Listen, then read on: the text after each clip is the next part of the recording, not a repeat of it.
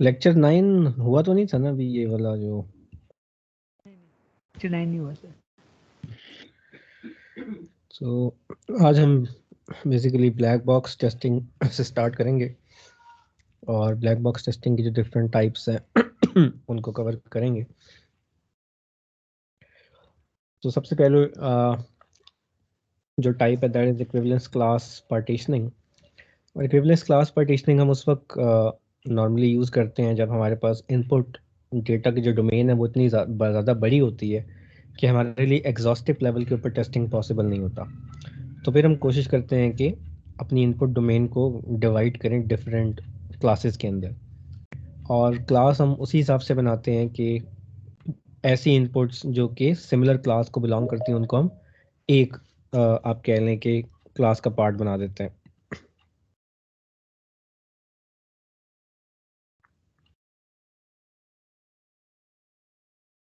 सो equivalence class partitioning के अंदर normally ऐसे टेस्ट केसेस हमारे लिए ज़्यादा यूज़फुल होते हैं जो कि इंडिविजुअल एरर्स के बजाय क्लास ऑफ एरर्स को आइडेंटिफाई करें।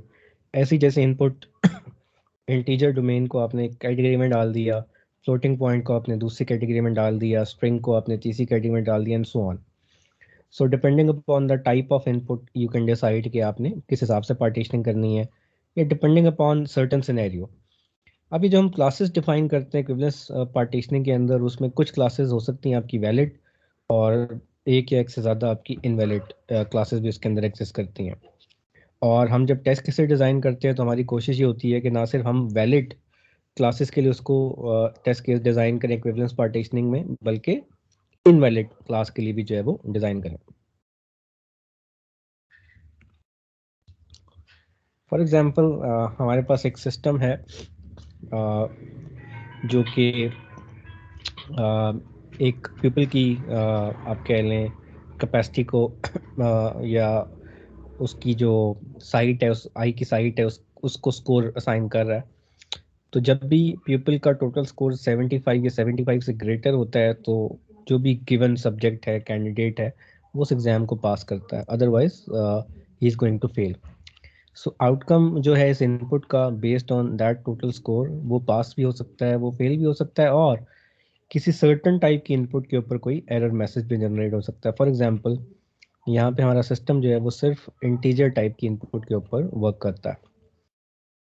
तो इस सिनेरियो के अंदर अगर हम इक्विवेलेंस क्लास को आइडेंटिफाई करें, इन वैलिड और इनवैलिड, तो वैलिड इक्विवेलेंस क्लास तो बड़े आराम से नज़र आती है कि हमारे पास ऐसी इनपुट जहाँ पे वैल्यू आपकी पीपल स्कोर की 75 है या 75 से ग्रेटर है, तो हम कहेंगे that is a part of valid equivalence class. और वहाँ पे जहाँ पे हमारी जो इनपुट है वो 75 से लेसर है, वो हमारी इनवैलिड क्लास बनेगी। उसके बाद अगर कोई स्ट्रिंग हम फीड करते हैं तो वो हमारी इनवैलिड क्लास बनेगी। अगर तो हम नल जो है वो स्ट्रिंग रखते हैं, कुछ भी नहीं फीड करते, तो भी हमारी इनवैलिड क्लास बनेगी। और आउटकम ऑब्वियसली हमारा या तो पास होगा या फेल होगा या एरर मैसेज आएगा। अब यहाँ पे हम इनपुट और उसकी करस्पॉन्डिंग आउटपुट को मैप करते हुए अगर वैलिड और इनवैलिड क्लासेस को आइडेंटिफाई करें, तो हमारी जो वैलिड क्लास है उसका जो सिनेरियो बनता है that is the first one, जो यहाँ पे आपको नजर आ रहा है 1,5। 1 यहाँ पे इनपुट है which is representing this greater than equal to 75, और 5 हमारी आउटपुट है which is pass in that case. अगर हमारी इनपुट होगी 2 which is any value of people score lesser than 75, तो हम एक्सपेक्ट करते हैं कि हमारा जो स्कोर है या एग्जाम है वो फेल होगा, तो आउटपुट विल बी 6, और you can say expected output should be 6। इसी तरीके से अगर हम नल फीड करते हैं या हम स्ट्रिंग फीड करते हैं, तो दोनों सिनेरियो के अंदर हमारा जो आउटकम है that will B an error message, जो यहाँ पे एज ऑप्शन नंबर 7 आपको नजर आ रहा है। सो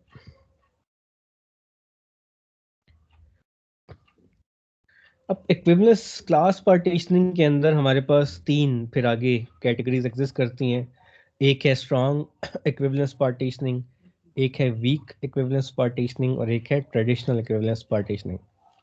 स्ट्रॉन्ग इक्विवेलेंस पार्टीशनिंग ये कहती है कि फॉर एग्जांपल हमारे पास मैं कहता हूँ कि 3 मेन क्लासेस हैं, ए, बी और सी, और ए के अंदर मेरे पास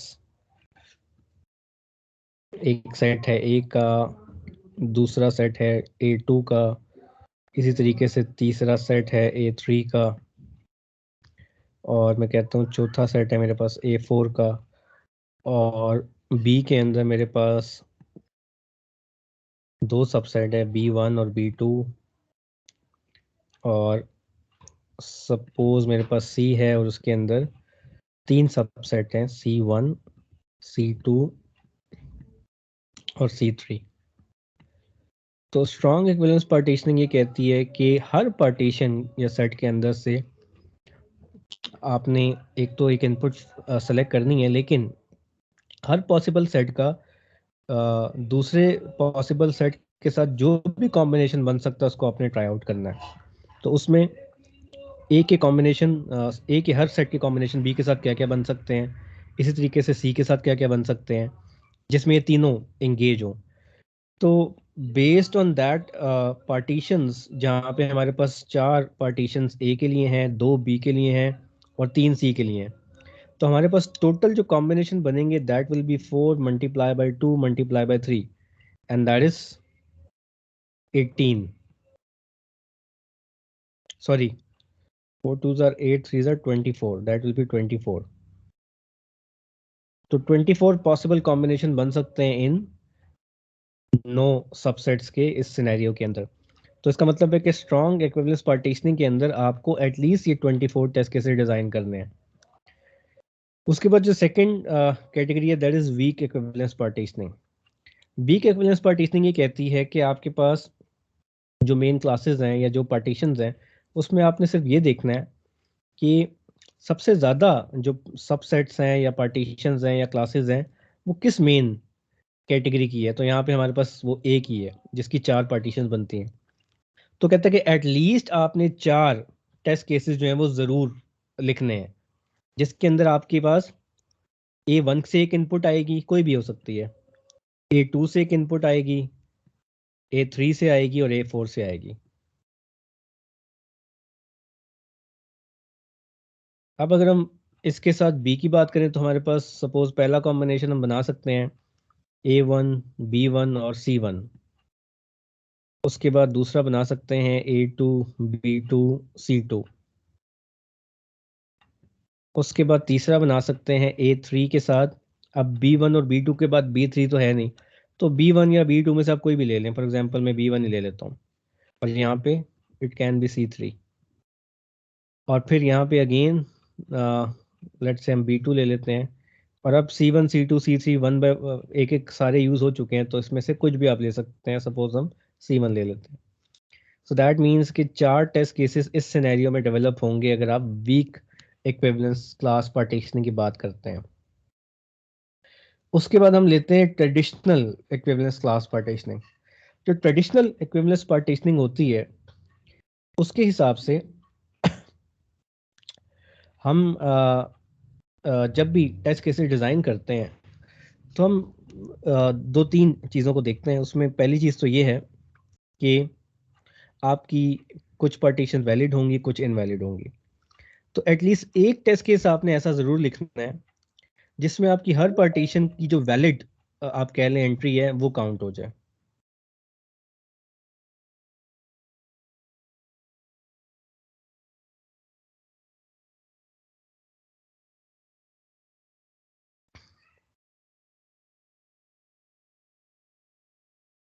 सो इस केस के अंदर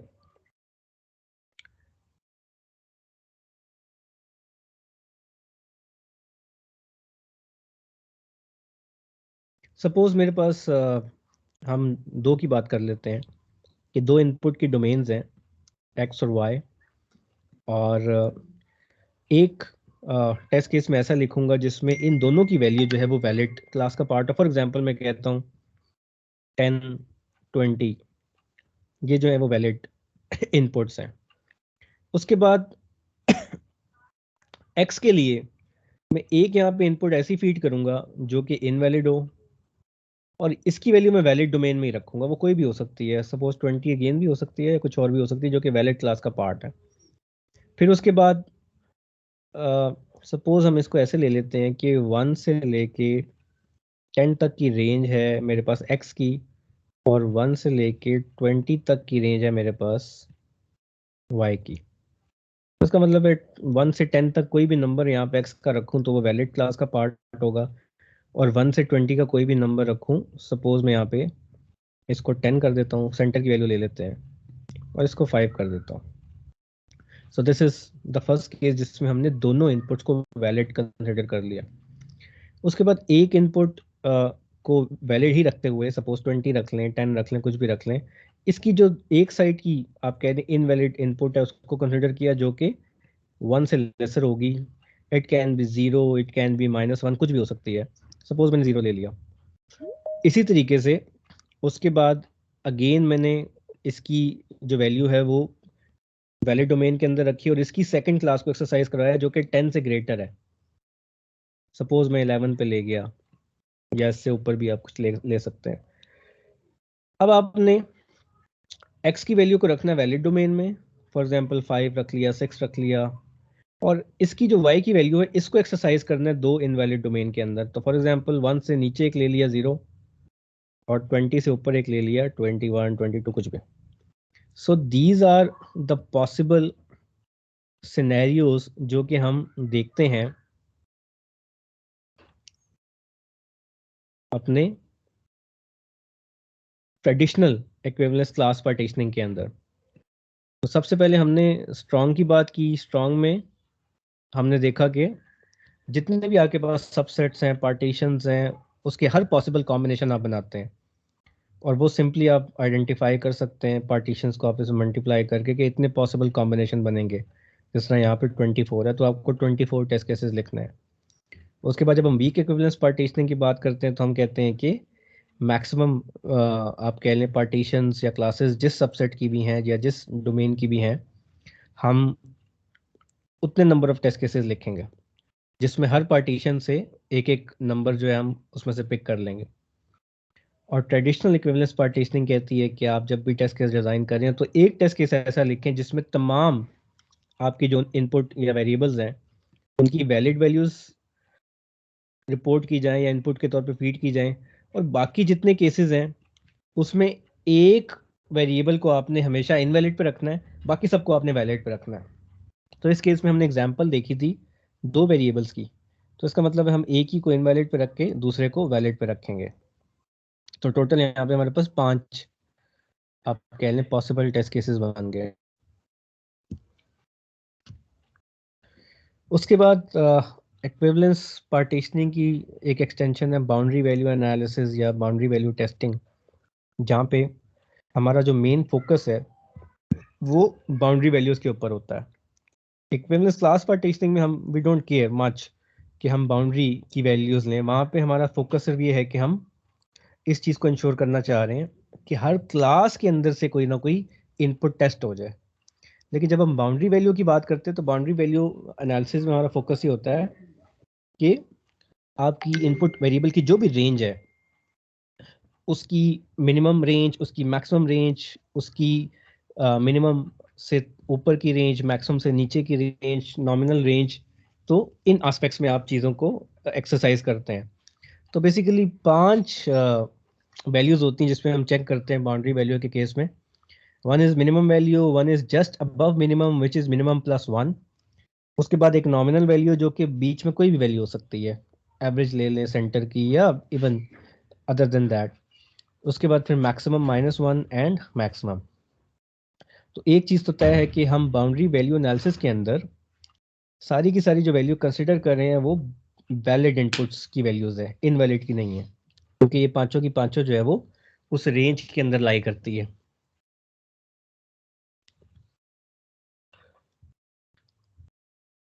तो पीछे हमने जो एग्जांपल देखी थी, अगर हम उसके अंदर से कोई एग्जांपल लेना चाहें तो हमारे पास जो बाउंड्री लाई कर रही थी वो 75 के ऊपर लाई कर रही थी।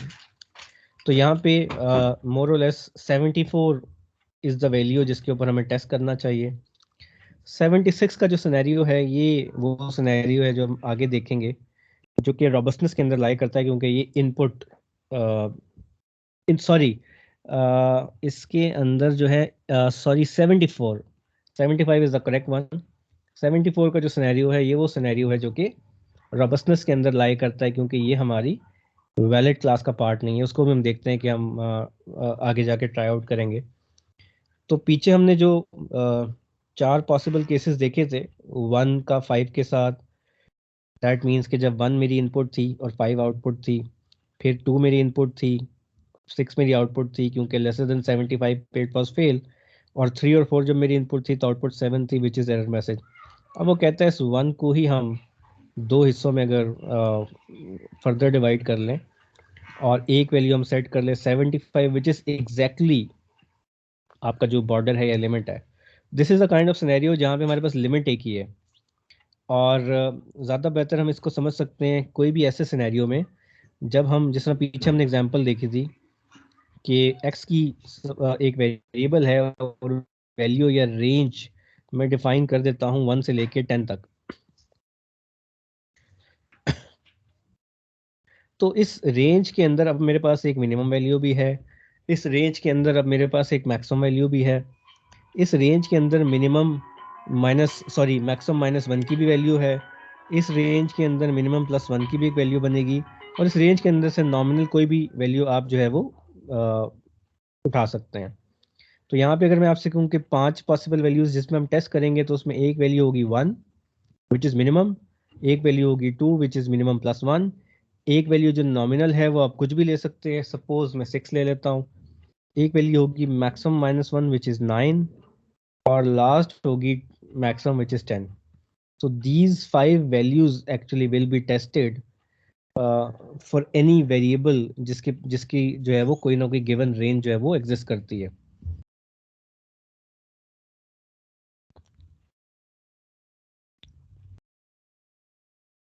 और total number of possible test cases जो आप डिज़ाइन करेंगे अगर आप बाउंड्री वैल्यू एनालिसिस को फॉलो कर रहे हैं, so that should be 4 of n+1 where n is representing the number of variables. तो फॉर एग्जाम्पल अगर मेरे पास n1 था जो मैंने पीछे एग्जाम्पल दी विच इज़ x, तो टोटल नंबर ऑफ जो मेरे पास बनेंगे test cases that will be 5। इसी तरह अगर मैं आपसे कहूँ कि मेरे पास जो नंबर ऑफ वेरिएबल्स हैं दे आर 2 तो इसका मतलब है इस तरह यहाँ पे है, यहाँ पे मेरे पास एक वेरिएबल जो है वो है x का, जो कि x एक्सिस पे है, और दूसरा वेरिएबल है y का। तो इसका मतलब है इस केस में मेरे पास टोटल जो है वो 9 टेस्ट केसेस बनेंगे बेस्ड ऑन दिस फॉर्मूला। और अगर मेरे पास इस किस्म की इनपुट डोमेन हो जहाँ पे जो मेरे दो वेरिएबल्स हैं दोनों की रेंजेस x 100 से लेके 300 तक है, x एक्सेस पे भी 100 से लेके 300 तक और y एक्सेस पे भी 100 से लेके 300 तक, दैट मीन्स के x की भी जो रेंज है वो 100 से 300 के बीच में है और y की रेंज भी 100 से 300 की बीच में है। अब जब दो वेरिएबल्स हैं और हमें वो 9 पॉसिबल सिनेरियोज बनाने हैं, तो वो 9 पॉसिबल सिनेरियोज मेरे क्या बनेंगे? तो इसका सिंपल एक तरीका ये है कि आप दोनों में से एक वेरिएबल की वैल्यू सेट करें एज नॉमिनल वैल्यू, और दूसरे वेरिएबल की वो जो 5 की 5 वैल्यूज हमने पीछे कंसिडर की थी उसके ऊपर उसको एक्सरसाइज करें।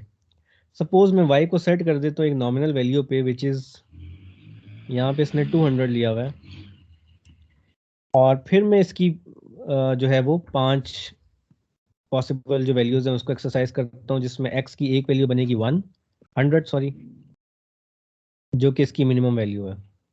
उसके बाद मिनिमम +1 विच इज़ 101। उसके बाद फिर कोई भी नॉमिनल वैल्यू सेंटर की, तो उसको हम 200 ही ले लेते हैं। उसके बाद मैक्सिमम -1 विच इज़ 299 और मैक्सिमम विच इज़ 300, और ये वही 200 चला आ रहा है। अब हमने क्या करना है, अब हमने इसकी वैल्यू सेट करनी है नॉमिनल और इसके बाकी कॉम्बिनेशन ट्राई करने हैं। तो इसको मैं 100 के ऊपर भी ट्राई कर लूँगा, इसको मैं 101 के ऊपर भी ट्राई कर लूँगा, इसको मैं 299 पे भी ट्राई कर लूँगा, इसको मैं 300 पे भी ट्राई कर लूँगा, और यहाँ पे आप ऑब्वियसली वो नॉमिनल वैल्यू रखेंगे विच इज़ 200। 200 की जगह कुछ भी हो सकती है, दैट इज़ वन एग्जाम्पल। और इस केस में अगर हम गौर करें तो मैंने सिर्फ 4 वैल्यूज़ के ऊपर इसको देखा है। तो जो नॉमिनल वैल्यू थी y की, चूँकि ऑलरेडी यहाँ पे टेस्ट हो चुकी थी 4-5 केसेस में, तो उसको दोबारा रिपीट करने की ज़रूरत नहीं है, क्योंकि ये एक कॉम्बिनेशन ऑलरेडी हमारे पास एग्जिस्ट कर रहा है 200 का, जिसमें दोनों अपनी नॉमिनल वैल्यूज़ पे टेस्ट हो गए। तो ये टोटल 9 पॉसिबल कॉम्बिनेशन बनते हैं यहाँ पे, जो नीचे ये लिस्टेड भी हैं। तो ये 9 पॉसिबल कॉम्बिनेशन कैसे इस केस में बनेंगे।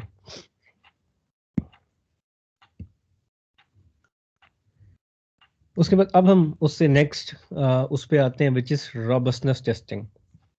रॉबस्टनेस टेस्टिंग बाउंड्री वैल्यू की ही एक्सटेंशन है। इसमें डिफरेंस सिर्फ इतना है कि जब हम बाउंड्री वैल्यू एनालिसिस को देख रहे थे तो हम सिर्फ वैलिड इनपुट को कवर कर रहे थे। रॉबस्टनेस टेस्टिंग के अंदर हम इनवैलिड इनपुट्स को भी कवर करते हैं, और उसमें जो इनवैलिड इनपुट है, अगर आप गौर करें वो जो 5 नॉमिनल वैल्यूज थी, उसमें अगर मैं मिनिमम -1 को ऐड कर लूं, जो कि मेरी ऑब्वियसली इनपुट बनेगी इनवैलिड डोमेन की, और मैक्सिमम +1 को ऐड कर लूं, जो कि अगेन मेरी वैल्यू बनेगी आप कह लें इनवैलिड डोमेन की, तो ये मेरी रॉबस्टनेस टेस्टिंग जो है बेसिकली वो कंसिडर होगी। और अगेन उसी एग्जांपल को अगर हम देखें गौर से, जिसके अंदर मेरे पास जो है वो आप कह लें कि 9 पॉसिबल इनपुट्स थी। ये दिस बॉर्डर वन, ये पहली है, ये दूसरी है, तीसरी, चौथी, पांचवी, उसके बाद छठी, सातवीं और आठवीं, नौवीं। अब इसमें हर वेरिएबल के लिए आप जो है वो कह लें कि एक मिनिमम -1 की इनवैलिड वैल्यू और एक मैक्सिमम +1 की। So that means for one variable 2 values यहाँ पे ऐड हो जाएंगी बाउंड्री वैल्यू के केस में। तो ये एक मिनिमम -1 और मैक्सिमम +1 की वैल्यू होगी इस वेरिएबल के लिए विच इज़ y1, और एक ये मैक्सिमम +1 की और मिनिमम -1 की इनवैलिड वैल्यू होगी दूसरे वेरिएबल के लिए विच इज़ y2। तो टोटल नंबर ऑफ आप कह लें हमारे पास जो टेस्ट केसेस यहाँ पे बनेंगे वो कितने होंगे?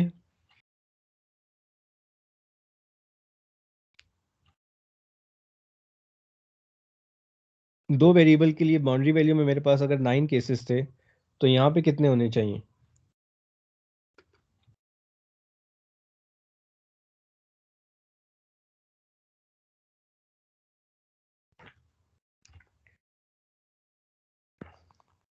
यहाँ पे नज़र भी आ रहा है, एक वैल्यू इधर है, एक इधर है, एक इधर है, एक इधर है, तो 4 इसमें ऐड कर लें simply, so that will B 13। और अगर हम इस फार्मूला की बात करें, सो उसका फार्मूला था 4n+1, इसका फार्मूला है 6n+1। तो यहाँ हमारे पास चूंकि ये n2 है, so 6 2s are 12 + 1 which is again equivalent to 13।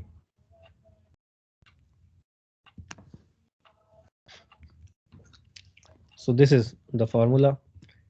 और अब हमारे पास जो एक्स्ट्रा वैल्यूज आ रही हैं उसमें ये एक है जिसमें आपको 99 नज़र आ रहा है which is not a part of valid class. दूसरा उसमें ये है, तीसरा उसमें ये है, और चौथा उसमें ये है। तो ये 4 वैल्यूज ऐड हो गई हैं अदर देन द 9 जो कि ऑलरेडी एग्जिस्ट करती हैं। उसके बाद नेक्स्ट वन है वर्स्ट केस टेस्टिंग। जो वर्स्ट केस टेस्टिंग है उसके अभी तक जो हम बाउंड्री वैल्यू हमने देखी थी या उसके बाद रॉबस्टनेस देखी थी,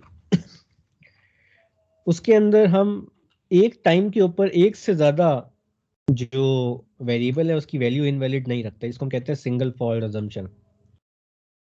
वर्स्ट केस टेस्टिंग एक ऐसा सिनेरियो है जिसमें आप हर पॉसिबल सॉर्ट ऑफ कॉम्बिनेशन को ट्राई करते हैं। इन अदर वर्ड्स, आपके टेस्ट केस में ऐसे सिनेरियोज एग्जिस्ट करेंगे जहाँ पे अगर दो वेरिएबल्स आपके एग्जिस्ट करते हैं तो एट अ टाइम दोनों ही वेरिएबल्स की जो इनपुट है वो आपकी इनवैलिड डोमेन का पार्ट हो सकती है।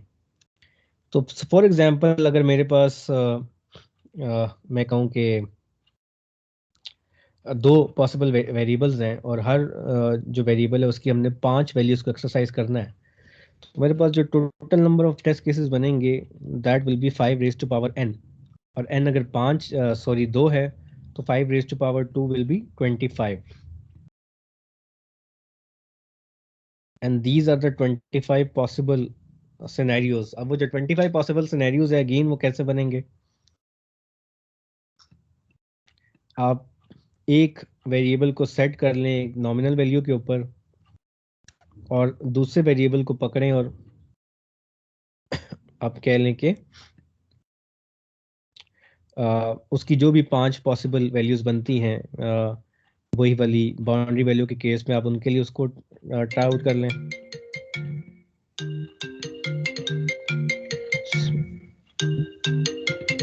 Excuse me.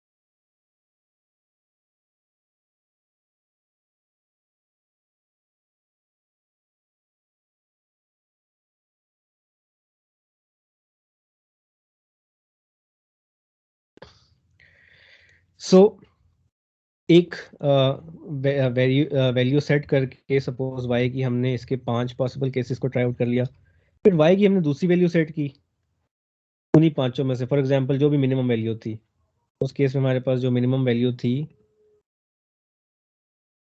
That was 100। उसके ऊपर अगेन उसके इसके पांचों कॉम्बिनेशन ट्राई कर लिए, फिर उसके बाद नेक्स्ट वैल्यू रखी सपोज 101, उसके ऊपर इसके पांचों कॉम्बिनेशन ट्राई कर लिए। तो ऐसा करते करते हमारे पास टोटल ये 25 केसेस बन जाएंगे, पांच पांच हर एक के लिए दूसरे की हर वैल्यू के ऊपर। तो this is the case for worst case testing, जिसमें आपको ऐसे बहुत से सिनेरियोज मिलेंगे जहाँ पे आप की एक्सट्रीम कंडीशन जो है वो टेस्ट हो रही हैं। इस केस में इनवैलिड तो नहीं होगी क्योंकि हमारे पास बाउंड्री वैल्यू एनालिसिस में हम सिर्फ वैलिड डोमेन को एक्सरसाइज करते हैं, लेकिन जो बाउंड्री वैल्यूज हैं वो कॉम्बिनेशन के अंदर यहाँ पे एग्जिस्ट करेंगी, जिस तरह यहाँ पे 100 का कॉम्बिनेशन बन जाएगा। अब जब हम नेक्स्ट पे जाएंगे तो नेक्स्ट में हमारे पास वो मल्टी फॉल्ट अजम्पशन वाला सिनेरियो बनेगा which is this robust worst case testing. और यहाँ पे हमारे पास अब ना सिर्फ आप कह लें कि 5 वैल्यूज, अब हमने बेसिकली 7 वैल्यूज कंसिडर करनी है एक वेरिएबल के लिए, जो हम रॉबस्टनेस टेस्टिंग में देखते थे, जिसमें मिनिमम है, मिनिमम -1 भी अब आ गई है, मिनिमम +1 है, नॉमिनल है, मिनिमम मैक्सिमम -1 है, मैक्सिमम है और मैक्सिमम +1 है। और ये चूंकि रॉबस्ट वर्स्ट केस है तो इसका मतलब है कि इसमें वर्स्ट केस का सिनेरियो होगा और इसकी जो पॉसिबल नंबर ऑफ कॉम्बिनेशंस बनेंगे that will be 7 raise to power n, which is for 2 variables ये 49 पॉसिबल केसेस बनेंगे। तो इस बॉक्स के अंदर जितने भी ग्रीन आप कह लें फिलिंग के बाहर के डॉट्स हैं वो सारे के सारे वो सिनेरियोज हैं जो कि इनवैलिड डोमेन का पार्ट बनते हैं। तो इसमें ये वाली वैल्यूज अगर हम देखें, फॉर एग्जांपल वेरिएबल v1 के कॉन्टेक्स्ट में देखें, तो ये वाला पूरा जो कॉलम है ये मैक्सिमम +1 की कैटेगरी में आ जाता है और ये वाला जो पूरा कॉलम है ये मिनिमम -1 की कैटेगरी में आ जाता है। बाई टू के कॉन्टेक्स्ट में देखें तो ये पहले वाली जो भी रो है ये मिनिमम -1 के कॉन्टेक्स्ट में आ जाती है और ये जो लास्ट रो है ये मैक्सिमम +1 के कॉन्टेक्स्ट में आ जाती है और बाकी ऑब्वियसली वो जो इंटरनल नंबर बनते हैं। तो अब मुझे अगर पॉसिबल कॉम्बिनेशन बनाने हैं तो इसका मतलब है कि एक्स के जो भी ये 7 पॉसिबल कॉम्बिनेशंस हैं हमारे पास, इसके ऊपर इसको मैंने रोटेट किया 1 बाय 1 और y को मैंने एक ही वैल्यू पे रखा, जो कि सपोज मेरे पास पहला कॉम्बिनेशन बनता है। इसी तरीके से फिर मैंने y को दूसरे कॉम्बिनेशन पे मैं लेके गया, और अगेन ये 1 से 7 तक जो कॉम्बिनेशन है वो रिपीट होंगे। तो करते करते करते मेरे पास ये दो वेरिएबल के केस में 7 into 7 49 possible set of inputs आ जाएंगी। तो यहाँ पे हमारे पास वैलिड भी हैं, इनवैलिड सारी एग्जिस्ट कर रही हैं। और यहाँ सिंगल फॉल्ट एजम्पशन के केसेस भी हैं और मल्टी फॉल्ट एजम्पशन के केसेस भी हैं।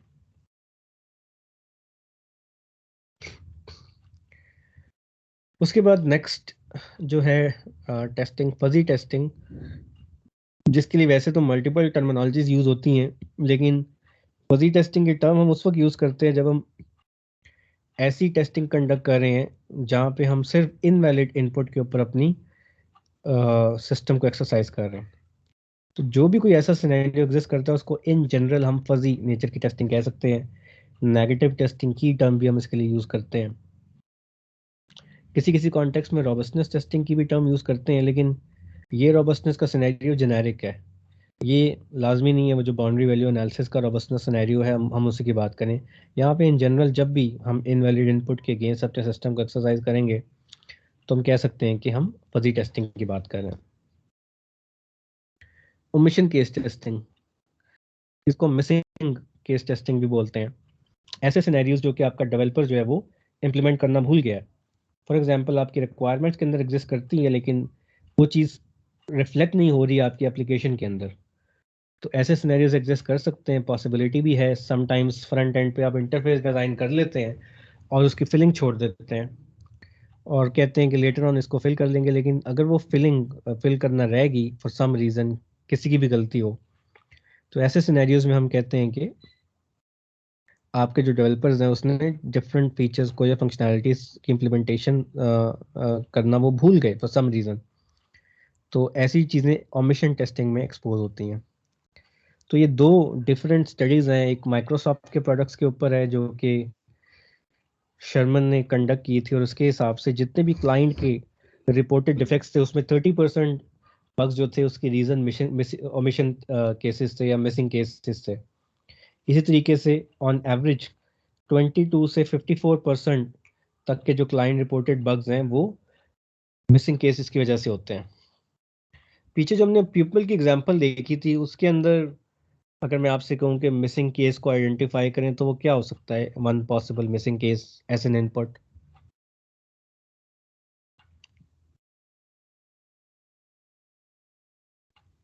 Anyone?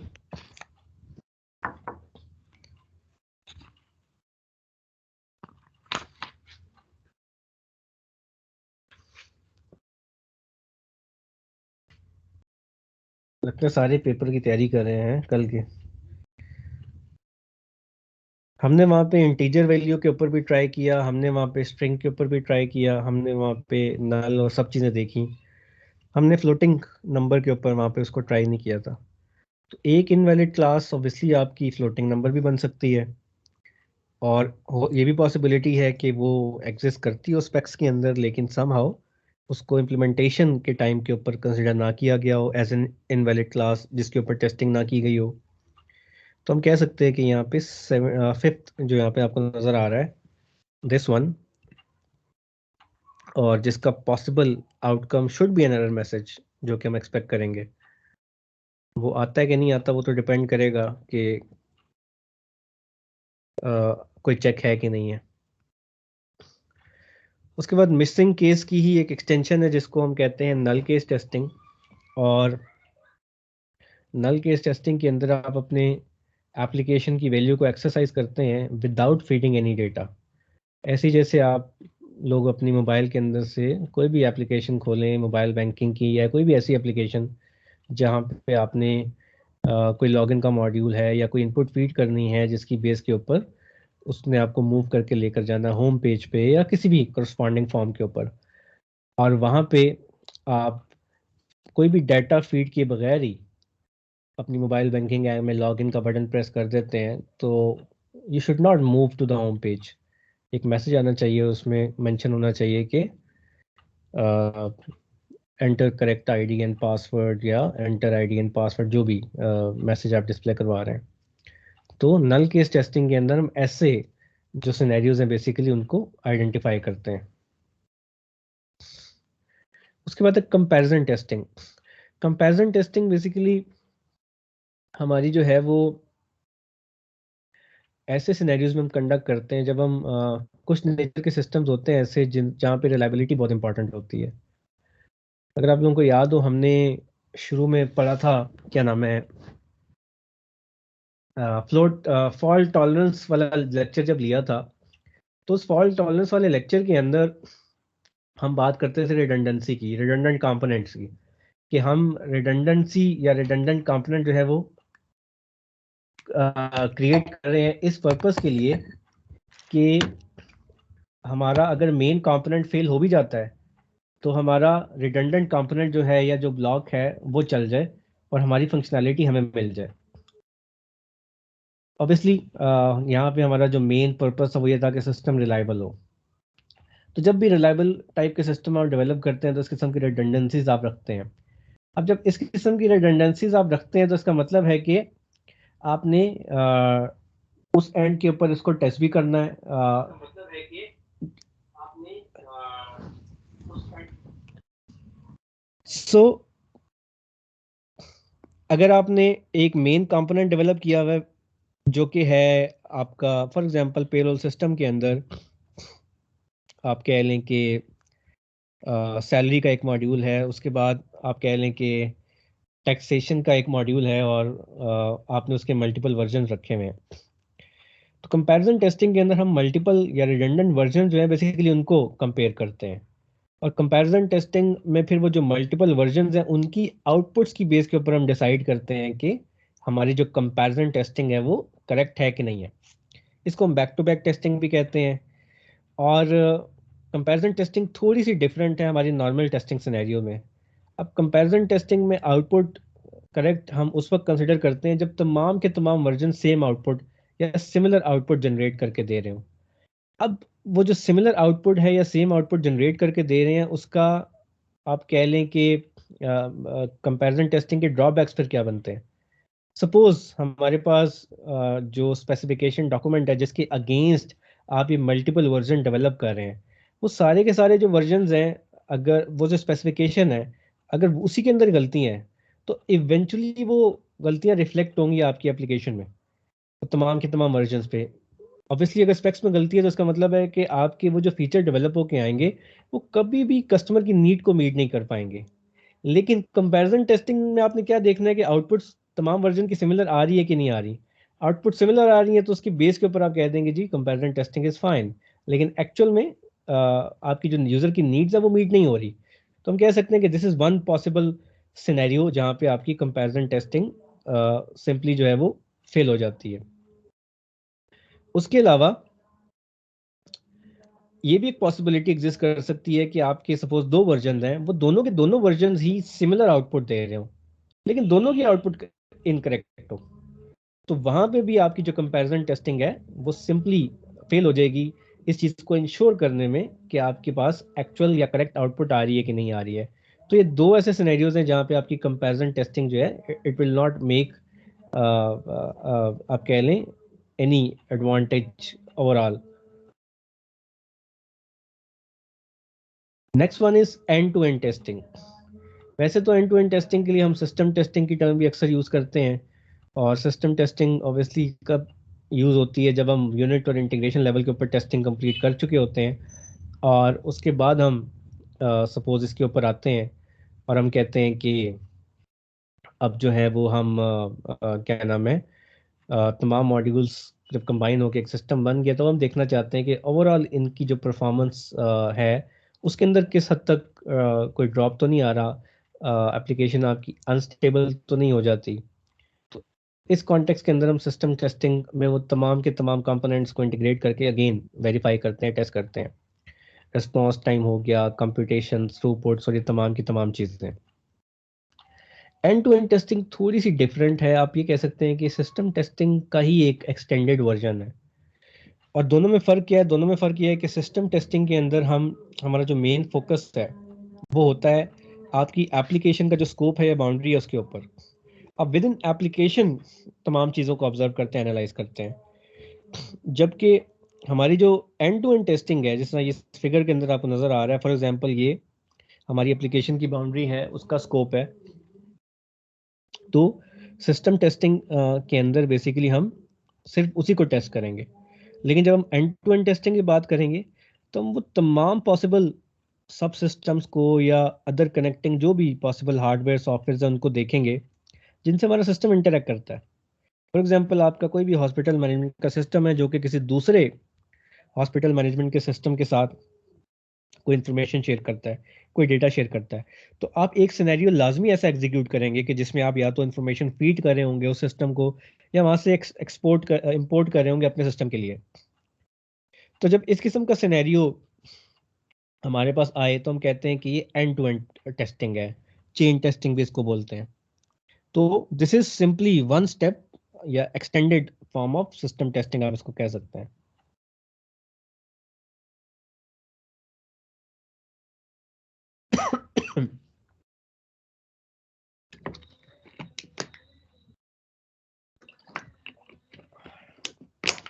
Next one is globalization testing.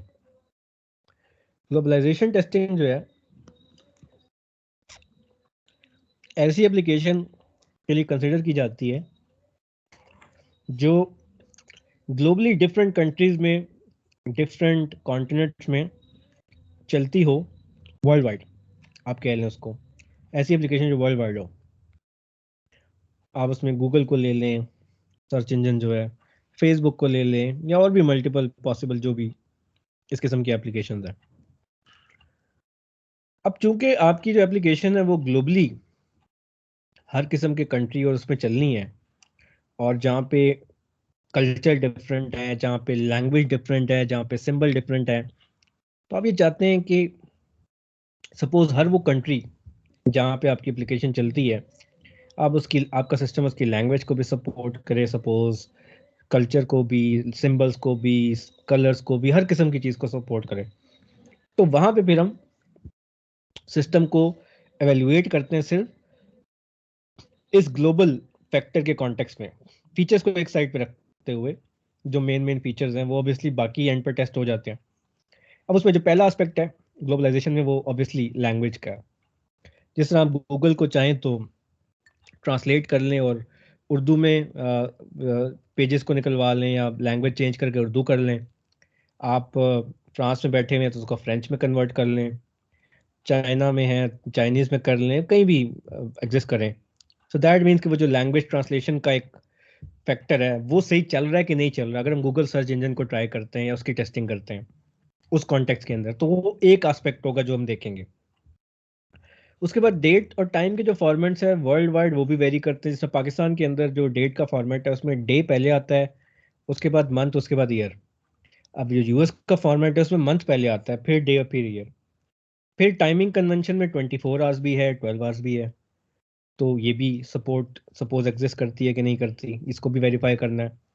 Currency exchange या करेंसी फॉर्मेट, फॉर एग्जांपल आप कोई ई कॉमर्स की एप्लीकेशन यूज़ करते हैं और आप अगर यूएस में बैठे हुए हैं तो आप एक्सपेक्ट यही करेंगे कि आपका बिल यूएस डॉलर में बने। लेकिन अगर आप पाकिस्तान में बैठे हुए हैं और कोई चीज़ ऑर्डर करते हैं तो आप के लिए प्रेफरेबल मोड ऑफ पेमेंट क्या है कि पीकेआर के अंदर पाकिस्तानी करेंसी में आपको जो बिल जनरेट होके आए। तो इस चीज़ को इंश्योर करना कि वो जो ई कॉमर्स सिस्टम है वो पाकिस्तानी करेंसी में भी चलता है, वो करेंसी कन्वर्जन है उसमें यूके में भी पाउंड में भी चलता है, डॉलर में भी चलता है, एंड सो ऑन। फिर मोबाइल फ़ोन के नंबर्स की फॉर्मेटिंग, कोड्स की वेरिफिकेशन। अगर यूएस में बैठे हैं तो उसका कोड +1 है, पाकिस्तान का +92 है, इंडिया का सपोज +91 है, एंड सो ऑन। एड्रेस की फॉर्मेटिंग, अब डिफरेंट रीजन डिफरेंट कंट्रीज में एड्रेस राइटिंग का जो आप कह लें सीक्वेंस है वो भी डिफरेंट होता है। और फॉर एग्जांपल जैसा जापान के अंदर एड्रेस सब में सबसे पहले पोस्टल कोड से स्टार्ट होता है, फिर स्टेट, फिर सिटी। पाकिस्तान की एग्जांपल लें, यूके की एग्जांपल लें, तो वहाँ पे एड्रेस जो है आपका का ऑर्डर जो है वो नेम से स्टार्ट होता है, फिर सिटी, फिर स्टेट, पोस्टल कोड ऑपोजिट होता है। तो इस किस्म के जो फॉर्मेट्स कन्वर्जन है वो भी करेक्ट है कि नहीं है, इस चीज़ को इंश्योर करना। Zip code format country to country obviously वो भी वेरी करता है, उस चीज़ को इंश्योर करना। तो ऐसे वो तमाम आस्पेक्ट जो सिस्टम की ग्लोबलाइजेशन के कॉन्टेक्स्ट में आपको चेक करने चाहिए, दीज आर द एस्पेक्ट जो कि ग्लोबलाइजेशन टेस्टिंग में आप चेक करते हैं, जो कि अभी हमने यहाँ पे डिस्कस किए।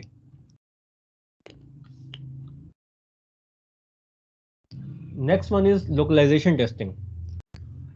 लोकलाइजेशन आप इस तरह समझ लें इसको कि ये ग्लोबलाइजेशन का ही एक स्मॉल पोर्शन या पार्ट है, जिसके अंदर आप कर क्या रहे हैं कि आपकी एक एप्लीकेशन एग्जिस्ट करती है ऑलरेडी, और सपोज आप उसको कस्टमाइज करते हैं किसी एक कंट्री के लिए, एक कल्चर के लिए। तो फॉर एग्जांपल आप कि एक यूएस के अंदर बैठी हुई कंपनी है जो कि पेरोल का सिस्टम बनाती है, और गल्फ साइड से कोई कंपनी उसको कॉन्ट्रैक्ट देती है कि हमारे लिए भी पेरोल का सिस्टम बनाए, और वो कंपनी कस्टमाइज कर देती है उस की रिक्वायरमेंट के हिसाब से। तो लोकलाइजेशन टेस्टिंग में हमने सिर्फ उस एक कंट्री या उस एक रीजन या कॉन्टिनेंट के पर्सपेक्टिव में चीज़ों को वेरीफाई करना है। मैं एग्जांपल लूँ कि अगर हम सिर्फ यूएई या सऊदीया की बात करें, तो सिर्फ हमने फिर इस चीज़ को इंश्योर करना है कि लैंग्वेज अरेबिक हो, जो चीज़ें जनरेट हो रही हैं, पे जो जनरेट हो रही हैं वो सऊदी रियाल में हो।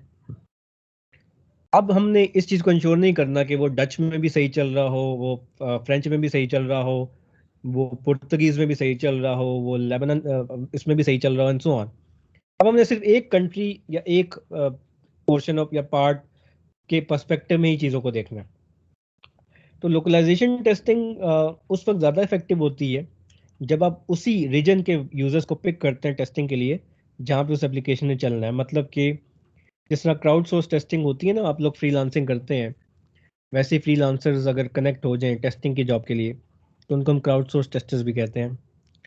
तो आप कोई ऐसे क्राउड सोर्स टेस्टर्स को पिक कर लें जो कि सऊदीया में एग्जिस्ट करते हैं, जो कि उस रीजन के, उस कंट्री के ही लोकल्स होंगे, तो वो ज़्यादा बेहतर एस्पेक्ट्स में इस चीज़ को वेरीफाई कर सकते हैं, जिसको हम लोकलाइजेशन टेस्टिंग में वेरीफाई करते हैं।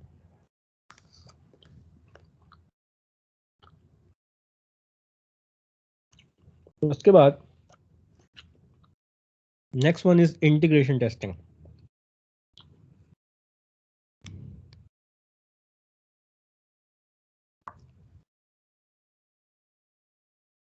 इंटीग्रेशन टेस्टिंग का जो फेज है that comes after unit level testing. Unit क्योंकि वाइट बॉक्स में आ जाता है, इसलिए वो यहाँ पे हम डिस्कस नहीं करें, वो वाइट बॉक्स वाले में देखेंगे। सो इंटीग्रेशन समहाउ कहीं ना कहीं ग्रे रीजन में लाई करता है। तो इंटीग्रेशन टेस्टिंग के वैसे तो दो मेन आप कह लें मेथड्स हैं, एक को हम बिग बैंग इंटीग्रेशन कहते हैं और दूसरे को इंक्रीमेंटल इंटीग्रेशन कहते हैं। लेकिन जो इंक्रीमेंटल इंटीग्रेशन है वो फर्दर फिर चार उसके वेरिएशंस हैं। टॉप डाउन इंटीग्रेशन है, बॉटम अप इंटीग्रेशन है, सैंडविच इंटीग्रेशन है, और मॉडिफाइड सैंडविच इंटीग्रेशन है। अब इंटीग्रेशन में हमने ऑब्वियसली करना क्या है कि वन बाय वन, सपोज अगर हम बिग बैंग की बात करें, तो बिग बैंग की जो अप्रोच है वो इंटीग्रेशन की वो ये है कि हमने तमाम के तमाम मॉड्यूल्स को जो अवेलेबल हैं, बन के आ गए हैं, उनको उठाया सिस्टम की फॉर्म में और एट अ टाइम उसको टेस्ट कर लिया। अब लाजमी नहीं है कि उसमें सारे के सारे मॉड्यूल्स ही डेवलप होकर आ गए हों, 4 आए 5 आए जो भी आए, सपोज आपने उनको कंबाइन किया और इकट्ठा टेस्ट कर लिया, बजाय इसके कि आप वन बाय वन मॉड्यूल्स को ज्वाइन करें। मेजर जो इसका एडवांटेज है वो यही है कि टाइम आपका बचेगा, कम टाइम में आप टेस्टिंग कंडक्ट कर लेंगे। लेकिन जो इसका पोटेंशियल ड्रॉबैक है वो ऐसा है कि इवेंचुअली आपको वो जो उसका एडवांटेज है उसका कोई ख़ास फ़ायदा नहीं होना, क्योंकि आपका बहुत ज़्यादा टाइम वेस्ट हो जाना है डीबगिंग में।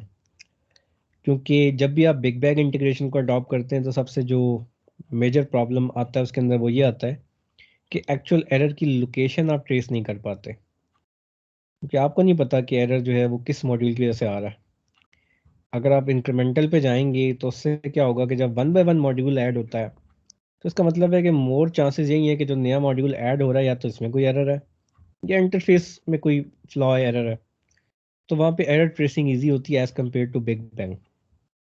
इसके अलावा बिग बैंग इंटीग्रेशन के अंदर ऐसी पॉसिबिलिटी एग्जिस्ट कर सकती है कि आपको बहुत ज़्यादा रिक्वायर्ड हो स्टब्स और drivers which are nothing but the dummy components जो कि आप यूज़ करते हैं टेस्टिंग में। तो स्टब्स आपके ऐसे डमी प्रोग्राम्स हैं जो कि इस पर्पस के लिए यूज़ किए जाते हैं कि आपने एक कंपोनेंट को टेस्ट करना है जो कि किसी दूसरे कंपोनेंट के साथ कनेक्टेड है, लेकिन वो दूसरा कंपोनेंट हो सकता है उस टाइम के ऊपर अवेलेबल ना हो और आप उसकी जगह एक डमी कंपोनेंट को यूज़ करें, जो हम यूनिट टेस्टिंग में मोस्टली करते हैं, जिसको इंटीग्रेशन टाइम के ऊपर जाके हम एक्चुअल कंपोनेंट से रिप्लेस कर देते हैं। इसी तरीके से ड्राइवर्स आपके भी डमी कंपोनेंट्स हैं, लेकिन ड्राइवर्स का जो पर्पस है वो स्टब से डिफरेंट है। ड्राइवर मोस्टली इनपुट फीड करते हैं आपके कंपोनेंट्स के अंदर या मेन मॉड्यूल्स के अंदर, आउटपुट रिसीव करते हैं। तो ऐसे ही समझ लें कि एक सॉर्ट ऑफ इंटरफेस टाइप की इनकी फंक्शनैलिटी है, जबकि स्टब्स आपके एक्चुअल कंपोनेंट का आउटपुट जिस भी नेचर का होता है उस नेचर की आउटपुट को सिंपली सॉर्ट ऑफ आप यूज़ करते हैं हार्ड कोटेड फॉर्म के अंदर। तो that is a kind of stub. और ऑब्वियसली फॉल्ट को आइसोलेट करना टफ होता है, दैट इज़ समथिंग जो हम पीछे देख के आए हैं अभी।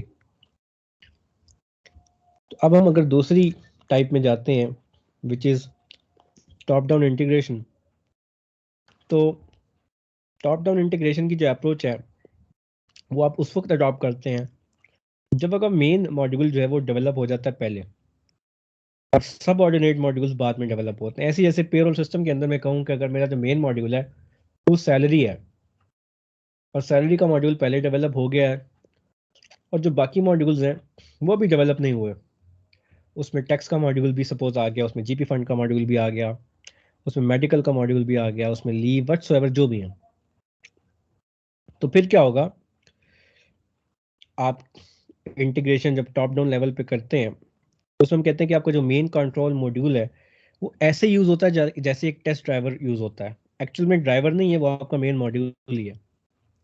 लेकिन यहाँ पे फिर आप कौन से डमी प्रोग्राम को यूज करेंगे, यहाँ पे आप यूज करेंगे स्टब्स को। स्टब्स आपके वो डमी प्रोग्राम्स है जिनको आप यूज कर रहे हैं उस टाइम के लिए, उस पर्पस के लिए। क्यों? क्योंकि आपका मेन कंपोनेंट उस वक्त कोई डेवलप नहीं हुआ हुआ, या जिससे हम कहते हैं कि टेक्स्ट का कंपोनेंट है वो डेवलप नहीं हुआ, तो हम टेक्स्ट के कंपोनेंट की फंक्शनैलिटी को फुलफिल करने के लिए एक स्टब लिख लेते हैं। अब टेक्स्ट का जो कंपोनेंट है उसकी आउटपुट एक नंबर हो सकती है, एक अमाउंट ही होगी, अमाउंट रुपीज़ और पैसास में हो सकती है, जिसको हम फ्लोटिंग पॉइंट नंबर से प्रेजेंट कर सकते हैं। तो अगर मैं इस स्टब के फंक्शन के अंदर जो कि टेक्स्ट का स्टब मैं लिख रहा हूँ, मैं सिंपली एक फ्लोटिंग नंबर, कोई भी hard coded floating number return करवा दूँ अपने मेन सैलरी वाले मॉड्यूल के अंदर, तो वो जो टेक्स्ट की फंक्शनैलिटी मुझे चाहिए थी वो मुझे मिल गई है। तो मेरा जो सपोज सैलरी कैलकुलेशन का पार्ट है वो कंप्लीट हो जाएगा, मैं ज्यूम कर रहा हूँ। तो उस टाइम तक मैं स्टब उसको यूज करूंगा और जब एक्चुअल कंपोनेंट टेक्स्ट का बन के आ जाएगा तो मैं स्टब को उससे रिप्लेस कर दूंगा। अब ये जो इंटीग्रेशन है ये आप दो हिरार्की में कर सकते हैं, डेप्थ वाइज भी कर सकते हैं कि पहले इस डायरेक्शन में जाएं जिसको हम वर्टिकल डायरेक्शन कहते हैं, और ब्रेथ वाइज भी कर सकते हैं, दैट मीन्स कि आप इस डायरेक्शन में मॉड्यूल्स को इंटीग्रेट करें। फॉर एग्जाम्पल अगर हम डेप्थ वाइज कर रहे हैं तो मेन मेन के बाद मॉड्यूल 1 सेक्शन 1 फॉर एग्जाम्पल, फिर सेक्शन 2, फिर 3, फिर module 2 section 3 and so on. अगर हम ब्रेथ वाइज कर रहे हैं तो मेन के बाद मॉड्यूल 1 है, फिर मॉड्यूल 2 है, फिर सेक्शन 1 है, 2 है, 3 है, 4 है। तो डिपेंडिंग अपॉन कि कौन कौन से मॉड्यूल आपके एग्जिस्ट कर रहे हैं पहले बन के, उसके हिसाब से आप डिसाइड कर सकते हैं कि आपने यहाँ पे ब्रेथ वाइज सपोज जाना है या आपने सॉरी डेप्थ वाइज जाना है या आपने ब्रेथ वाइज जाना है। तो यहाँ पे डिपेंडिंग अपॉन द अप्रोच आप 1 बाय 1 स्टेप को रिप्लेस करते रहते हैं एक्चुअल कंपोनेंट के साथ, और जैसे जैसे आप एक्चुअल कंपोनेंट के साथ करते हैं वैसे वैसे आप अगेन टेस्ट केसेस भी एग्जीक्यूट करवाते हैं, और अल्टीमेटली रिग्रेशन टेस्टिंग यहाँ पे बहुत ज़्यादा यूज़ होती है। और क्यों? क्योंकि रिग्रेशन टेस्टिंग में इवेंचुअली हमने उन्हीं टेस्ट केसेस को बार बार एग्जीक्यूट करना है इस चीज़ को इंश्योर करने के लिए कि जो भी सपोज इस मॉड्यूल के बाद अगर ये मॉड्यूल लग भी गया था, इसकी टेस्टिंग हो भी गई थी, जब ये मॉड्यूल अटैच होगा तो इसको भी टेस्ट करना है, इसको भी अगेन टेस्ट करना है कि इसकी इंटीग्रेशन के बाद ये स्टेबल है कि नहीं। तो दैट मीन्स कि हमने वही टेस्ट केसेस अगेन एग्जीक्यूट करने जो हम पहले कर चुके हैं।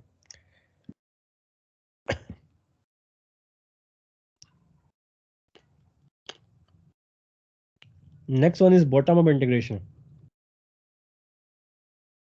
बॉटम अप इंटीग्रेशन जो है वो ऑपोजिट है टॉप डाउन के। बॉटम अप इंटीग्रेशन हम उसको करते हैं जब हम लो लेवल कंपोनेंट्स हमारे पहले डेवलप होते हैं। फॉर एग्जांपल टेक्स्ट का कंपोनेंट बन गया, सैलरी का नहीं बना, तो फिर हम क्या करेंगे, हम नीचे से स्टार्ट करेंगे, लो लेवल मॉड्यूल्स को इंटीग्रेट करेंगे, आहिस्ता आहिस्ता टॉप पे जाएंगे अपने मेन मॉड्यूल की तरफ। तो जब हमारे पास low level modules already available हैं, तो इसका मतलब है कि हमें स्टब्स की यहाँ पे जरूरत नहीं है, लेकिन यहाँ पे हमें ड्राइवर्स की जरूरत नजर आती है। क्यों? क्योंकि जब मेरे पास ये कंपोनेंट तो एग्जिस्ट करता है लेकिन ये कंपोनेंट एग्जिस्ट नहीं कर रहा, तो इस कंपोनेंट से जो भी इनपुट जा रही है और वो फिर जो भी कंपटीशन कर रहा है और कंपटीशन करने के बाद जो भी आउटपुट इसको भेज रहा है, तो उस इनपुट और आउटपुट को ही जस्ट पास करने के लिए, रिसीव करने के लिए मैं एक डमी सा प्रोग्राम लिखूंगा जिसको मैं ड्राइवर बोलूंगा। ड्राइवर आपकी किसी एप्लीकेशन का इंटरफेस भी हो सकता है, सॉर्ट ऑफ।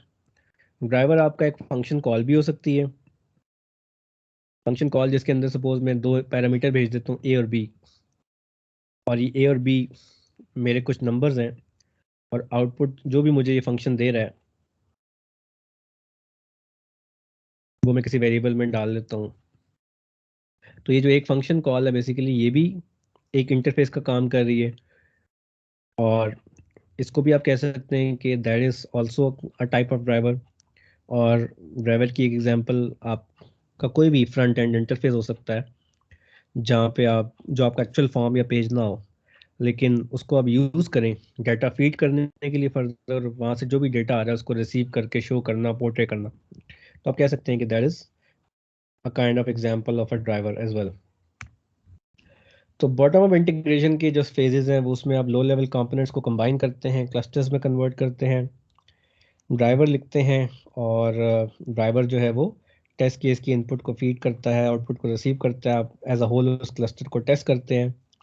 और वन बाय वन जब आपके ऊपर वाले मॉड्यूल डेवलप होना शुरू होते हैं तो आप ड्राइवर्स को हटाते हैं और मेन मॉड्यूल लगा लेते हैं। ऐसे ही जैसे M6 और M7 एग्जिस्ट करता था लेकिन M5 नहीं बना था, तो आपने उसके लिए एक ड्राइवर लिखा और आपने इस क्लस्टर को टेस्ट किया। फिर जब ये M5 बन गया तो फिर आपने इस ड्राइवर को निकाल के इस M5 से इंटीग्रेट कर दिया, ये क्लस्टर बन गया, आपने इसको टेस्ट किया। इसी तरीके से वन बाय वन जब जब ऊपर वाले कंपोनेंट्स एग्जिस्ट नहीं करते तो आप उसके लिए एक ड्राइवर लिखते हैं, और जैसे जैसे वो कंपोनेंट बनना शुरू हो जाते हैं तो आप उस ड्राइवर को रिप्लेस कर देते हैं एक्चुअल कंपोनेंट से। So that is the main theme of bottom-up integration. Next one is sandwich testing. Sandwich testing जो है, it is a combination of top-down and bottom-up integration. यहाँ पे हमारे पास एक टॉप लेयर होती है, एक target layer, sorry mid layer, bottom layer होती है, और एक हमारी जो है वो टारगेट लेयर होती है। Target layer usually middle layer होती है, और मिडल से जो ऊपर की लेयर्स हैं, एक है, एक से ज़्यादा है, आप उसको टॉप लेयर की हिरार्की में लेके आ सकते हैं, और जो मिडल से नीचे है वो बॉटम लेयर्स की हायरार्की में आ जाती है। और टेस्टिंग आपकी जो है वो कन्वर्ज होती है टारगेट लेयर पे। इसका मतलब है कि यहाँ पे आपको जो एक 3 लेयर की हायरार्की नज़र आ रही है, अगर हम यहाँ पे टॉप डाउन इंटीग्रेशन को फॉलो करें तो हमारी कन्वर्जेंस वाली लेयर ये बनती है बॉटम लेयर। अगर हम बॉटम अप को करें तो हमारी कन्वर्जेंस लेयर ये बनती है which is top layer. Sandwich testing के अंदर हमारी जो कन्वर्जेंस लेयर होती है that is the mid layer. इसका मतलब है आप टॉप से स्टार्ट करेंगे और मिड पे आके कन्वर्ज करेंगे, और यहाँ पे बॉटम से स्टार्ट करेंगे और मिड पे आके कन्वर्ज करेंगे। So now one question arises कि अगर आपकी लेयर्स 3 से ज़्यादा हो तो फिर आपकी टारगेट लेयर कैसे डिसाइड होती है? एनीवन?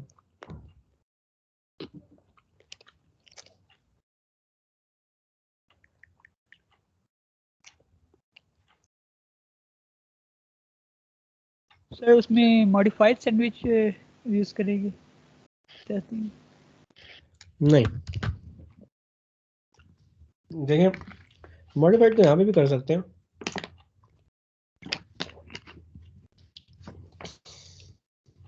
इसमें दो चीज, पहली चीज तो ये कि 3 से ज्यादा अगर लेयर हैं और टोटल नंबर ऑफ लेयर्स हैं वो कोई भी ऑड नंबर है, 5 लेयर्स हैं, 7 है, 9 है, तो जो भी उसकी एग्जैक्ट मिड पॉइंट बनती है that should be your target layer which is the mid layer. तो 5 के केस में आपकी थर्ड लेयर बनेगी। इसी तरीके से ऊपर जाते जाएंगे तो आपकी और आगे जाती रहेगी एंड सो ऑन। लेकिन अगर नंबर ऑफ लेयर्स आपकी इवन है तो एक लेयर आपकी मिड लेयर नहीं बन सकती, सॉरी एक लेयर आपकी मिडल लेयर नहीं आ सकती। तो इसका मतलब है कि अगर मेरे पास टोटल लेयर्स 6 हैं तो लेयर नंबर 3 और 4 दोनों मिड पे पहुंच रही हैं, तो उनमें से कोई भी आप डिफाइन कर सकते हैं एज योर कन्वर्जेंस लेयर और टारगेट लेयर।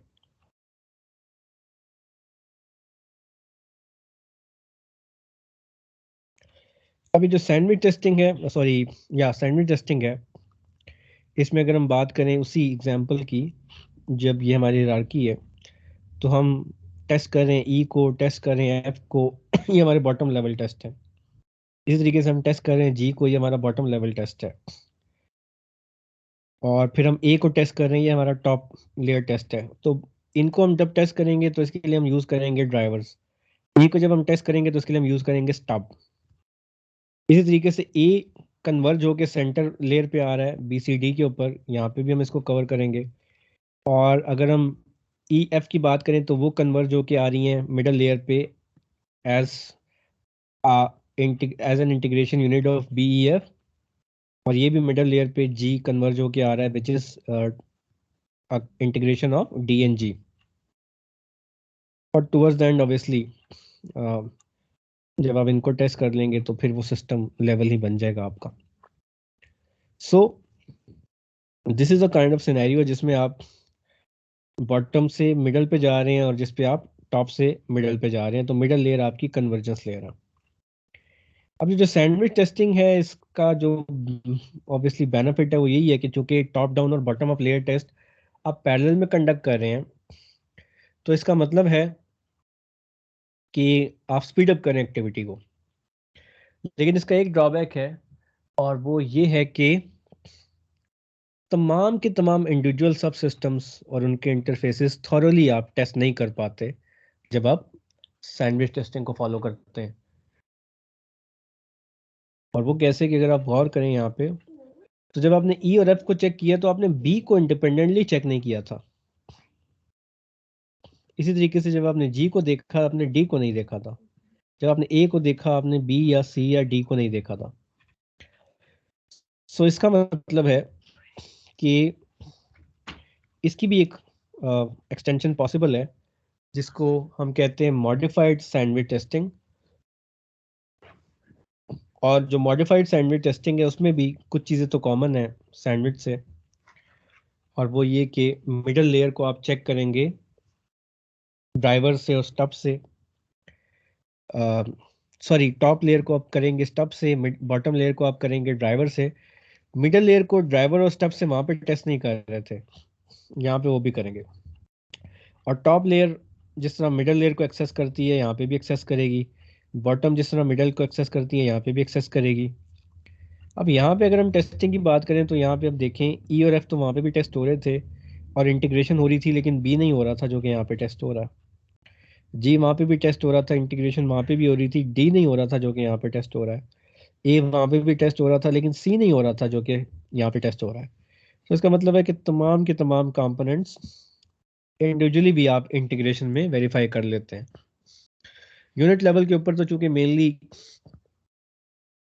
डेवलपमेंट टीम ही रिस्पॉन्सिबल होती है, तो इस चीज़ को इंश्योर करने के लिए टेस्टिंग साइट के ऊपर आप ऑब्वियसली उसको दोबारा वेरीफाई करना चाहते हैं इंडिविजुअली भी, तो वो यहाँ पे पॉसिबल है, सैंडविच में पॉसिबल नहीं था।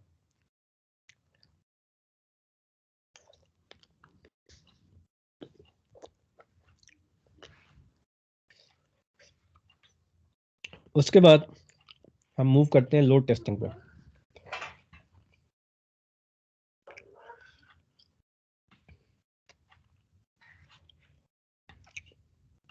लोड टेस्टिंग का जो मेन ऑब्जेक्टिव है वो ये है कि आप अपने सिस्टम को मैक्सिमम जो आप कह लें पीक है या एंटिसिपेटेड लोड है जिसके ऊपर वो एक्सरसाइज होना चाहिए उसके ऊपर टेस्ट करते हैं अपने सिस्टम को। ऐसे जैसे एक सर्वर है, उसकी कैपेसिटी है कि वो एट अ टाइम 10,000 या 100,000 कस्टमर की रिक्वेस्ट को प्रोसेस कर सकता है विदाउट डिस्टर्बिंग या सिस्टम के अनस्टेबल होने के बजाय, मतलब अनस्टेबल ना हो। तो लोड टेस्टिंग के अंदर आप उस एंटिसिपेटेड या पीक लोड के ऊपर अपने सिस्टम को एक्सरसाइज करते हैं।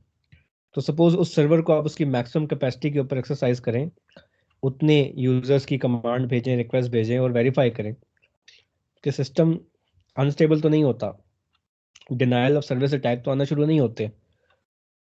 या आप अगर अपने पावर पॉइंट को या वर्ड प्रोसेसर को एक सर्टेन कैपेसिटी के ऊपर चलाते हैं 3 घंटे के लिए, कंटिन्यूसली आप उसको टाइप कर रहे हैं, तो ऐसा टाइम तो नहीं आता कि जो टेक्स्ट की टाइपिंग है वो स्लो हो जाए, इट टेक्स मोर टाइम। या आपकी जो वर्ड प्रोसेसर है बार बार हैंग होना शुरू हो जाए।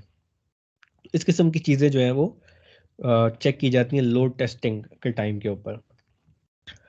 इसी की एक एक्सटेंशन है जिसको हम कहते हैं स्ट्रेस टेस्टिंग। स्ट्रेस टेस्टिंग में हम एक स्टेप और आगे जाते हैं और उसमें सिस्टम को के ऊपर उस वक्त तक लोड बढ़ाते रहते हैं जब तक आपका सिस्टम क्रैश नहीं कर जाता। सो दैट मीन्स कि अगर मेरे सिस्टम की कैपेसिटी थी कि 10,000 रिक्वेस्ट को हैंडल कर सकता है एट अ टाइम, तो हम 10,000 से ऊपर जाते हैं, 100 ऊपर गए, 200, 300, 1000, 11,000 पे चले गए, 12 पे चले गए, वहां पे जाके आपका सिस्टम क्रैश हो जाता है। इनिशियली आप डिसाइड करते हैं कि आपका बेंचमार्क क्या है। तो आपका बेंचमार्क अगर 13,000 या 14,000 है तो आप सिस्टम को रिपेयर करेंगे और फिर दोबारा से लोड एक्सीड करेंगे 10,000 से ऊपर। तो जब तक आपका वो बेंचमार्क पॉइंट नहीं आता और बेंचमार्क से पहले आपका सिस्टम क्रैश करता है तो आप उसको ऑपरेट करके उसको ज़्यादा रॉबस्ट बनाने की कोशिश करेंगे। और सपोज जब आपका वो बेंचमार्क अचीव हो गया तो फिर आप कहेंगे कि अब आपका सिस्टम जो है वो स्ट्रेस टेस्टिंग के पॉइंट ऑफ व्यू से जो है वो फाइनलाइज हो गया।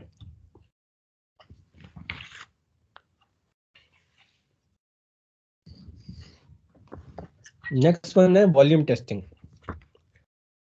वॉल्यूम टेस्टिंग मेनली कंसर्न्ड है डेटा के वॉल्यूम से। फॉर एग्जांपल आप जो है अपने सिस्टम को कोई भी आपका सिस्टम है मैनेजमेंट का या हॉस्पिटल का जहाँ पे कोई डेटाबेस भी इन्वॉल्व है बैकएंड पे, तो आप अपनी एप्लीकेशन को के डेटा सेट को या डेटाबेस को ग्रो करते हैं, उसका जो पोटेंशियल साइज है उससे डबल कर लेते हैं, 3 टाइम कर लेते हैं, 4 टाइम्स कर लेते हैं और फिर सिस्टम की परफॉर्मेंस को एनालाइज करते हैं। तो एक रिकॉर्ड अगर आपने 100 एंट्रीज के अंदर से सर्च करना है और एक अगर आपने 10 लाख एंट्रीज के अंदर से सर्च करना है, तो क्या आपका जो सिस्टम है उसकी परफॉर्मेंस में कोई फर्क पड़ता है? रेस्पॉन्स टाइम, कंप्यूटेशंस, तो वो एक जितना होना चाहिए क्या उससे ज़्यादा है? ऐसे ही आप का सिस्टम जो है मेलिंग सिस्टम हो गया, ये एक सर्टन इसकी लिमिट होती है कि आप 10-15 MB सपोज की फाइल को अटैच कर सकते हैं। ये करनी है तो आप सपोज गूगल ड्राइव को फॉलो यूज़ करें या व्हाट्सएवर करें। तो उस कैपेसिटी तक की फाइल की साइजेस के ऊपर वेरीफाई करना, उससे कम पे भी चेक कर लेना, ज़्यादा पे भी चेक कर लेना। तो जिन सिनेरियोज के अंदर भी आपकी जो एप्लीकेशन है उसका जिस डाटा के ऊपर वो ऑपरेट होती है उस डाटा के साइज को ज़्यादा करके एवेलुएट करना कि आपकी एप्लीकेशन की जो परफॉर्मेंस पैरामीटर्स है वो डिस्टर्ब तो नहीं होते। So this is the main core of your volume testing. उसके बाद रिकवरी टेस्टिंग। रिकवरी टेस्टिंग के अंदर आप अपने सिस्टम को फेलियर मोड में लेके जाते हैं, और फेलियर मोड में ले जाने के बाद आप उसको रिकवर करने की कोशिश करते हैं, या वो स्टेप्स को एग्जीक्यूट करते हैं जो कि रिकवरी के लिए डेजिग्नेटेड है, और फिर इस चीज़ की वेरिफिकेशन भी कर लेते हैं कि वाकई उन स्टेप्स के साथ आपका सिस्टम जो है वो रिकवर होके एक्चुअल स्टेट के अंदर आ रहा है कि नहीं आ रहा। तो फॉर एग्जांपल आप की एप्लीकेशन रन हो रही है और सडनली आप सिस्टम को रीस्टार्ट कर लेते हैं, और इस चीज़ को इंश्योर करने के लिए कि आपका जितना भी डेटा है वो लॉस तो नहीं हो गया, नेटवर्क की केबल को अनप्लग कर लिया या वाईफाई को डिस्कनेक्ट करके फिर कनेक्ट कर लिया, और इस चीज़ को इंश्योर कर लिया कि उसी पॉइंट से आपका डेटा कोई डाउनलोडिंग पे था तो क्या वो सॉरी जिस तरह आपका डाउनलोड मैनेजर है, अगर आपका सिस्टम डिस्टर्ब भी होता है, क्या नाम है, इंटरनेट की कनेक्टिविटी डिस्टर्ब भी होती है, तो वो जैसे इंटरनेट रिस्टोर होता है वो उसी पॉइंट से रिस्टोर होता है डाउनलोडिंग। तो इस किस्म की चीज़ें कर लेना। फिर ब्राउज़र अगर आपका सडनली क्रैश कर जाए, तो जब भी आप दोबारा रीओपन करते हैं तो वो आपके पास ऑप्शन आ रहा होता है कि लास्ट सेशन को ओपन करना, तो क्या वो हो जाता है कि नहीं हो जाता। तो इस किस्म के डिफरेंट पॉसिबल सिनेरियोज हैं जिनको आप वेरीफाई करते हैं। तो रिकवरी टेस्टिंग में इस चीज़ को आपने भी इंश्योर करना है कि आपका सिस्टम रिकवर हो गया, ऑपरेशनल हो गया, बल्कि इस चीज़ को भी इंश्योर करना है कि रिकवर होने के बाद, ऑपरेशनल होने के बाद उसकी जो ऑपरेशनल कैपेसिटी है वो भी मैक्सिमम है, ना कि लिमिटेड है।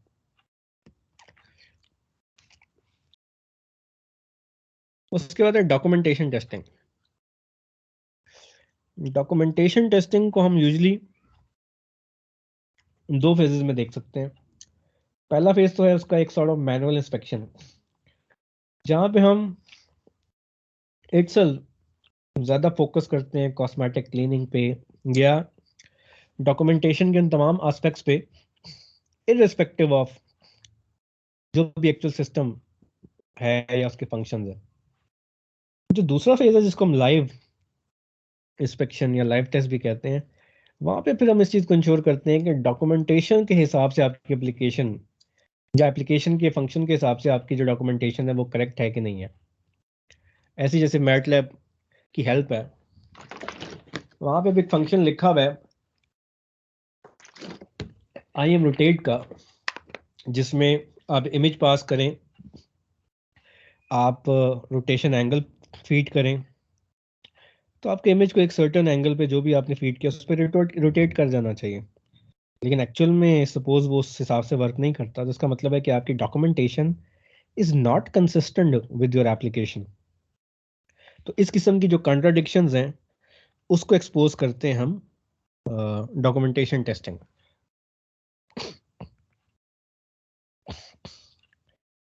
उसके बाद एक्सप्लोरेटरी टेस्टिंग। एक्सप्लोरेटरी टेस्टिंग जो है, इसका नाम एक्सप्लोर से निकला, दैट मीन्स कि आप चीज़ों को एक्सप्लोर कर रहे हैं और एक्सप्लोर करते करते उनको जो है वो वेरीफाई कर रहे हैं या टेस्ट कर रहे हैं। इसके अंदर यूजुअली आप डिफाइंड या डॉक्यूमेंटेटेड टेस्ट केसेस को फॉलो नहीं करते, बल्कि रियल टाइम के ऊपर आप सिस्टम को एक्सप्लोर करते हैं और उसके हिसाब से ही आप रियल टाइम पे टेस्ट केसेस लिखते जाते हैं। सो एक्सप्लोरेटरी टेस्टिंग, इसका मतलब है कि ऐसे सिनेरियोज में ज़्यादा इफेक्टिव हो सकती है जब आपके पास टेस्टर है काफ़ी स्किल्ड हो, क्योंकि प्री डिफाइंड टेस्ट केसेस नहीं है, और अगर कोई बहुत ही नोविस टेस्टर उसको टेस्ट करेगा तो शायद वो हर किस्म के एस्पेक्ट्स में उसको वेरीफाई ना कर सके। और आपका जो स्किल टेस्टर है उसको पता होगा इस नेचर की एप्लीकेशन में मोस्टली एरर्स किस टाइप के होते हैं, तो वो उन एस्पेक्ट्स में लाजमी उसको वेरीफाई करेगा। तो एक्सप्लोरेटरी टेस्टिंग के अंदर आप फ्रीडम देते हैं, आप रूम देते हैं अपने टेस्टर को कि वो अदर देन जो भी टेस्ट केसेस डिज़ाइन किए गए थे उनके अलावा भी चीज़ों को ट्राई आउट कर सकता है। सो दैट मीन्स कि आप एडिशनल एस्पेक्ट्स में सिस्टम की वल्नरेबिलिटीज़ को एक्सपोज कर सकते हैं जब आप एक्सप्लोरेटरी लेवल के ऊपर उसकी टेस्टिंग करते हैं। लेकिन शर्त यह है कि आपका टेस्टर स्किल्ड एक्सपीरियंस टेस्टर होना चाहिए, तभी ये इफेक्टिव हो सकती है, वरना इसका कोई फायदा नहीं। बटन प्रेस टेस्टिंग, ये बेसिकली इंडस्ट्री की तो स्टैंडर्ड नहीं है, लेकिन LMKR सॉफ्टवेयर हाउस वालों ने खुद से इसको सॉर्ट ऑफ प्रपोज किया था। और बटन प्रेस टेस्टिंग का जो मेन थीम है वो ये है, बटन से मुराद इसका सिर्फ बटन नहीं है, हर किस्म का कंट्रोल है, चाहे वो चेक बॉक्सेस हैं, ड्रॉप डाउन लिस्ट हैं, जो भी इंटरफेस में आपके पास कंट्रोल अवेलेबल है, उसको एक बार टेस्ट करके देख लिया जाए, उसको एक बार प्रेस करके देख लिया जाए कि वो जिस टाइप का या जिस नेचर का भी आप कह लें फंक्शनैलिटी जो है वो उसके अंदर बिल्ड है, डिफाइंड है, उसके ऊपर चल रहा है कि नहीं चल रहा। इस चीज़ को इंश्योर करने के लिए कि अगर कोई फीचर स्किप हो भी गया है, समहाउ टाइम शॉर्ट था या जो भी रीज़न थी, तो एटलीस्ट एक बार तमाम के तमाम कंट्रोल्स को टेस्ट कर लिया जाए, इस चीज़ को इंश्योर करने के लिए कि उनके पीछे जो भी फंक्शनैलिटी एम्बेडेड है वो करेक्टली चल रही है कि नहीं चल रही है। So this is a kind of additional cross check.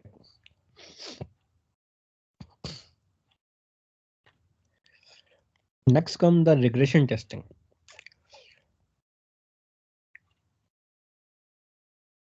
Regression testing के अंदर हमारा मेन फोकस ये होता है कि सिस्टम में जब भी कोई चेंज आता है, विच इज़ वेरी कॉमन, अब वो change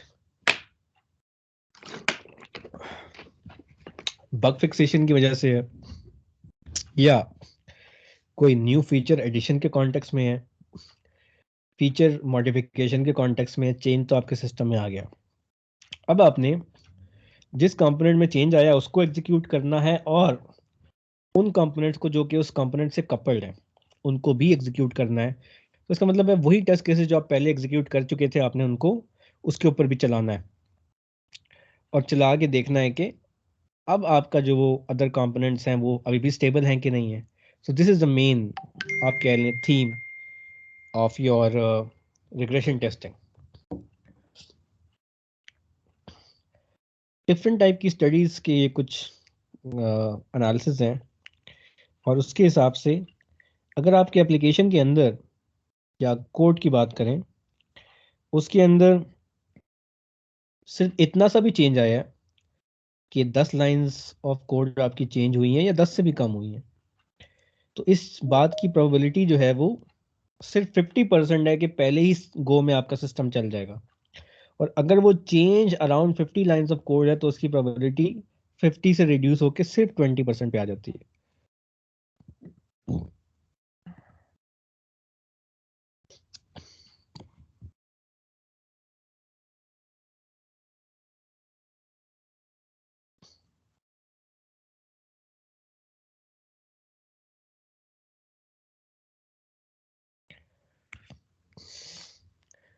progressive versus regressive versus retest. Progressive testing हम कहते हैं जब भी आप किसी कोड को चेक कर रहे हैं जिसको आपने पहले चेक नहीं किया, whenever you are testing something new या some time something for the first time, तो आप नॉर्मली यूज करते हैं टर्म प्रोग्रेसिव। रिग्रेसिव की टर्म यूज होती है ऐसी चीज के लिए जिसको आप ऑलरेडी टेस्ट कर चुके हैं और अब आप उसको दोबारा से टेस्ट कर रहे हैं, क्यों? क्योंकि किसी ऐसे कंपोनेंट में चेंज आया था जो इस कंपोनेंट से कपल्ड है, या इवन उसी कंपोनेंट में जिसको हम जिसमें अंदर चेंज आया है उसको भी आपने पहले तो टेस्ट किया था। जबकि जो तीसरा है रीटेस्टिंग, उसका मतलब ये है कि आप एक ही कंपोनेंट को बार बार टेस्ट कर रहे हैं, इररिस्पेक्टिव के उसके जो भी कपल्ड मॉड्यूल्स हैं वो स्टेबल हैं कि नहीं है, you don't bother about that. तो मॉड्यूल ए के अंदर चेंज आया और आपने सिर्फ उसी को टेस्ट किया बार बार, सो दैट मीन रीटेस्टिंग।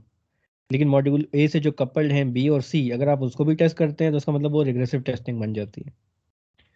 तो जितने भी ब्लैक बॉक्स टाइप की हमारे मेथड्स हैं, ये फर्स्ट गो में तो प्रोग्रेसिव ही होंगे, इवेंचुअली फिर ये रिग्रेसिव बन जाएंगे।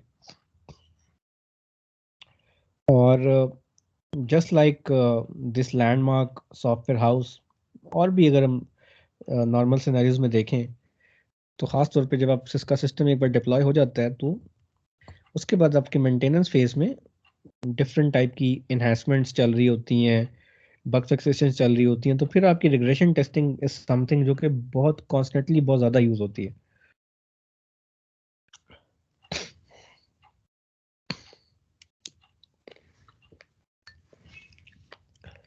Next one is smoke testing. Smoke testing का जो आप कह लें बैकग्राउंड है वो कुछ ऐसा है कि पाइप्स की लीकेज को टेस्ट करने के लिए लोग यूज़ करते थे और एक साइड से स्मोक को पास करते थे, और अगर कोई पाइप क्रैक होता था तो बीच से स्मोक निकलना शुरू हो जाता था। तो ये इसकी एक हिस्ट्री है कि कहाँ से ये स्टार्ट हुआ। फिर ये इलेक्ट्रॉनिक्स के अंदर आया, जहाँ पे क्या होता था कि आप सर्किट अपना बनाते थे, डिफरेंट जो भी आपके कैपेसिटर्स हैं, रेजिस्टर्स हैं, डायोड्स व्हाटसोएवर, उनकी बेस के ऊपर आप एक इलेक्ट्रिक सर्किट बनाते थे, और उसको बनाने के बाद सबसे पहले जब भी करंट पास करते थे और अगर आपका सर्किट शॉर्ट हो जाता था और उसमें से स्मोक निकलना शुरू हो जाती थी तो वो बी स्मोक टेस्टिंग कहलाती थी। दैट मीन्स कि शुरू में ही आपका सिस्टम जो है वो क्रैश हो गया, तो फर्दर तो आप कुछ कर ही नहीं सकते। तो यही थीम फिर आई आपकी सॉफ्टवेयर के अंदर, और यहाँ पे आप डेली खासतौर पे जो आपकी बिल्ड्स होती हैं उनको स्मोक टेस्टिंग करके अक्सर आप इस चीज़ को आइडेंटिफाई करते हैं कि अगर आपकी जो मेन फंक्शनैलिटी ही क्रैश कर जाती है तो इसका मतलब है कि फर्दर टेस्टिंग जो है वो पॉसिबल नहीं है। डेली बिल्ड ही आपकी इतनी अनस्टेबल है कि आपको उसको मज़ीद स्टेबल करने की ज़रूरत है। तो आपकी जो स्मोक टेस्टिंग है वो शैलो टेस्टिंग कहलाती है, जिसको आप कह लें कि एब्स्ट्रैक्ट लेवल के ऊपर आप फंक्शंस को या फीचर्स को चेक करते हैं without going into too deep horizontal level पे। Sanity on the other hand ऐसी अप्रोच है जहाँ पे आप डीप डाउन किसी एक फीचर को पिक किया। वहाँ पे क्या था कि आप इस एब्स्ट्रैक्ट लेवल के ऊपर हर फीचर को सिर्फ वेरीफाई कर रहे थे ऊपर ऊपर से कि वो करेक्टली चल रहा है कि नहीं चल रहा। सैनिटी के अंदर आप डीप डाउन किसी एक को पिक करेंगे और हर फेज उसका जो है वो मॉनिटर करेंगे, वेरीफाई करेंगे। सो दैट मीन्स कि यू आर डूइंग, क्या कहना चाहिए इसको, सैनिटी टेस्टिंग। तो स्मोक टेस्टिंग में हम इस चीज़ को आइडेंटिफाई करते थे कि फर्दर टेस्टिंग पॉसिबल है कि नहीं है। सैनिटी टेस्टिंग में हम इस चीज़ को आइडेंटिफाई करते हैं कि फर्दर टेस्टिंग रीजनेबल है कि नहीं है। तो स्मोक टेस्टिंग अगर फेल हो जाए तो इसका मतलब आप फर्दर टेस्टिंग नहीं करेंगे, और सैनिटी टेस्टिंग अगर फेल हो जाए तो इसका मतलब है कि इट इज़ नॉट रीजनेबल। करना चाहें तो करें, लेकिन इन मोर और लेस, या आप कह लें in most scenarios we don't do then. तो दोनों ही टाइप के जो टेस्टिंग ये हैं, स्मोक और सैनिटी, ये आप की क्विक सॉर्ट ऑफ टेस्टिंग है जो बहुत जल्दी ही आपको आइडेंटिफाई कर देती है कि आपको फर्दर टेस्टिंग करनी चाहिए कि नहीं करनी चाहिए।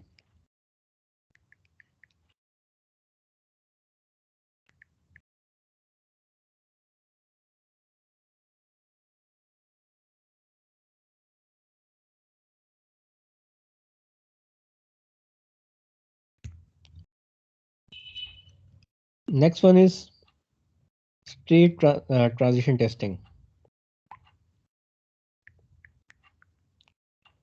स्टेट ट्रांजिशन टेस्टिंग के अंदर हम अपने सिस्टम को, अपने सॉफ्टवेयर को इस कॉन्टेक्स्ट में वेरीफाई करते हैं कि बेस्ड ऑन फंक्शनैलिटी हम उसको, आप कह लें कि मल्टीपल स्टेट्स में डिवाइड कर देते हैं, और फिर किसी भी एक स्टेट में रहते हुए ऐसी इनपुट को फीड करते हैं जो एक ऐसी ट्रांजिशन कॉज करती है कि आप एक स्टेट से किसी दूसरी स्टेट में मूव कर जाते हैं। तो अब एटीएम की एग्जांपल अगर हम लें तो उस एटीएम की एग्जांपल में हम सपोज अपने सिस्टम की जो फीचर्स हैं या फंक्शनैलिटीज़ हैं, विड्रॉल कैश हो गया, बैलेंस इंक्वायरी हो गया, ट्रांसफ़र कैश हो गया, इनको कंसिडर कर सकते हैं as possible states of our system based on the features और फंक्शनैलिटीज़। और फिर किसी भी एक सिस्टम या एक स्टेट में रहते हुए किस टाइप की इनपुट अगर फीड की जाए तो उसके रिस्पॉन्स में आपका सिस्टम जो है वो कौन सी ट्रांजिशन एक्टिवेट करता है और आपको किस दूसरी स्टेट में लेके जाता है। ऐसे जैसे विड्रॉल कैश से आप जो है वो रिसीव कैश पे या बैलेंस पे चले जाते हैं, रिसीव पे चले जाते हैं, कैश डिस्पेंस पे चले जाते हैं। तो सिस्टम को आप बेसिकली डिफरेंट स्टेट्स में जो है वो एक उसका ब्रेक डाउन करते हैं और हर स्टेट को कनेक्ट करते हैं, कौन कौन सी इनपुट के रिस्पॉन्स में किस स्टेट में आप जा सकते हैं, उसकी बेस के ऊपर आप टेस्ट केसेस को डिज़ाइन करते हैं। तो 4 चीज़ें यहाँ पे इंपॉर्टेंट होती हैं। पहली ऑब्वियसली स्टेट्स, कि आपका जो एप्लीकेशन है, आपका जो सॉफ्टवेयर है, वो किन पॉसिबल स्टेट्स में जा सकता है through out the course of your testing. Transitions, transitions basically वो आपकी का रिस्पॉन्स है किसी भी इनपुट के केस में जो आपको एक स्टेट से दूसरे स्टेट में ले जाए। हर किस्म की ट्रांजिशन तो अलाउ नहीं होती, लेकिन obviously maximum transitions are there. फिर इवेंट्स, आपके इनपुट इवेंट्स जो कि एक सर्टेन टाइप के ट्रांजिशन को कॉज करते हैं। और लास्ट चीज एक्शंस, कि जब भी आप किसी एक स्टेट से दूसरी स्टेट में गए तो आपने क्या आउटपुट रिसीव की, that output can be sort of an action. यहाँ पे आपको इलेक्ट्रॉनिक क्लॉक की एग्जांपल गिवन है। 4 डिफरेंट स्टेट्स हैं, डिस्प्ले टाइम है, डिस्प्ले डेट है, एडजस्ट टाइम है, एडजस्ट डेट है। आप डिस्प्ले टाइम से डिस्प्ले डेट में जा सकते हैं मोड को चेंज करके, या डिस्प्ले डेट से डिस्प्ले टाइम पे आ सकते हैं, टाइम से डेट पे जा सकते हैं। इसी तरीके से आप डिस्प्ले टाइम से एडजस्ट टाइम पे भी जा सकते हैं और डिस्प्ले डेट से एडजस्ट डेट में भी जा सकते हैं अगर आप रीसेट का इवेंट एग्जीक्यूट करते हैं या बटन प्रेस करते हैं। और इसी तरीके से एडजस्ट टाइम या डेट से आप वापस डिस्प्ले टाइम या डेट पे आ सकते हैं जब आप सेट का इवेंट पास करते हैं, प्रेस करते हैं।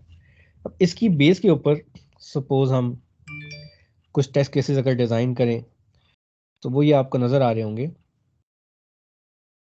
कि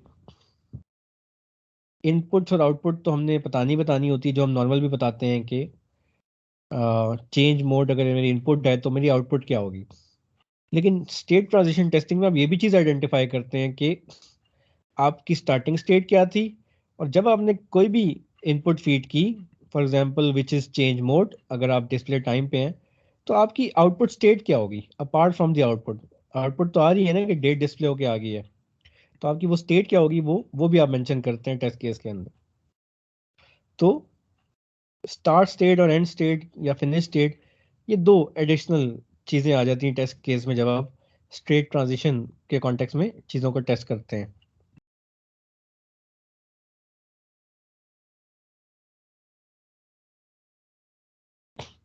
उसके बाद इंस्टॉलेशन टेस्टिंग।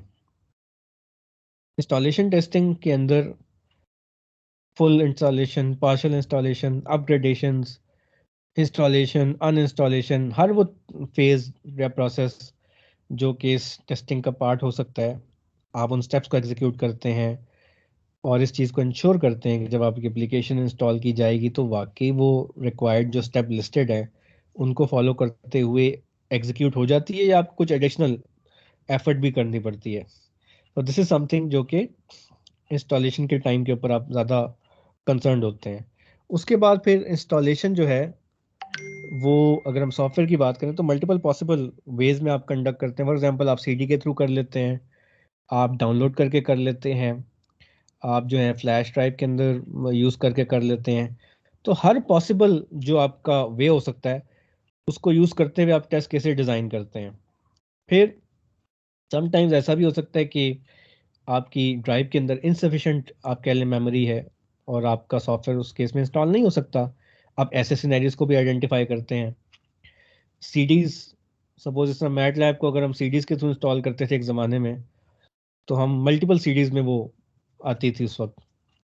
तो पहली सीडी चलाई, फिर दूसरी सीडी डाली, सपोज उसके सीक्वेंस करेक्ट है कि नहीं है, सीडीज के थ्रू हो जाता है कि नहीं हो जाता। फिर अगर आप डाउनलोड कर रहे हैं तो डिफरेंट लोगों के नेटवर्क कनेक्शन डिफरेंट हो सकते हैं। तो आप ये कह लें कि लो स्पीड के ऊपर भी इसको, या लो नेटवर्क कनेक्शन के ऊपर भी इसको डाउनलोड करके चेक करने की कोशिश करें। डिफरेंट टाइप की जो फायरवॉल की सिक्योरिटीज़ हैं उनको भी मॉडिफाई करें और उसके ऊपर देखें, और इस चीज़ को आइडेंटिफाई करें कि कितना साइज़ है उस सॉफ्टवेयर का, और उसका अप्रॉक्सीमेट टाइम क्या है, कितने टाइम में वो होना चाहिए, क्या वो बेंचमार्क को मीट कर रहा है कि नहीं कर रहा। फिर पैरेलल में अगर आप कोई चीज़ लगाते हैं तो क्या वो पॉसिबल है कि नहीं है। तो इस किस्म की तमाम पॉसिबल सिनेरियोज जो है वो आप टेस्ट करते हैं जब आप इंस्टॉलेशन टेस्टिंग की बात करते हैं।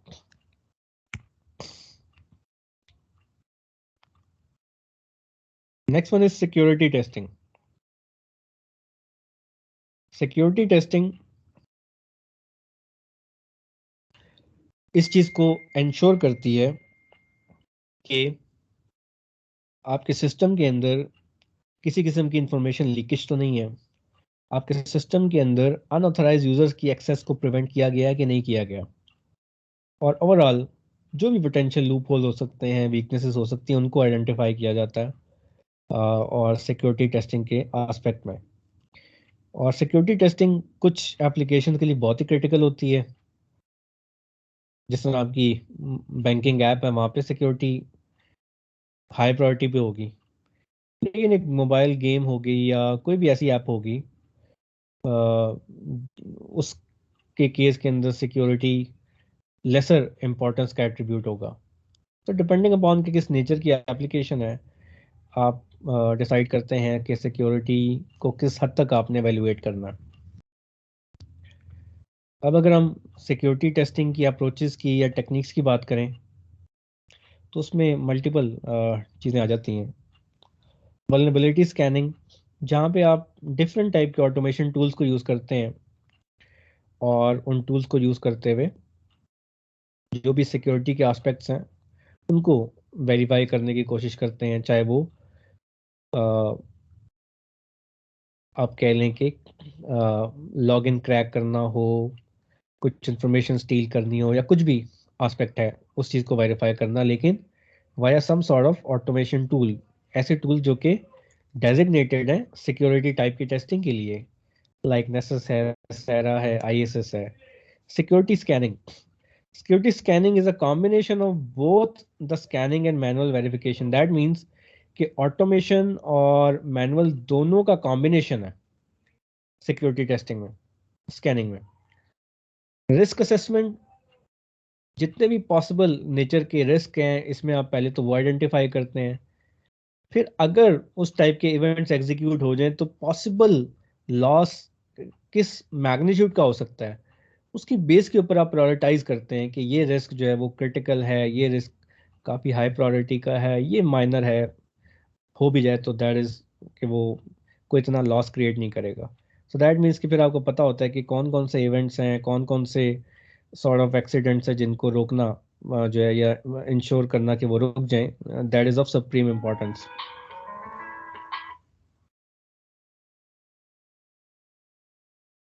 उसके बाद है पेनिट्रेशन टेस्टिंग, जिसको हम एथिकल हैकिंग भी बोलते हैं।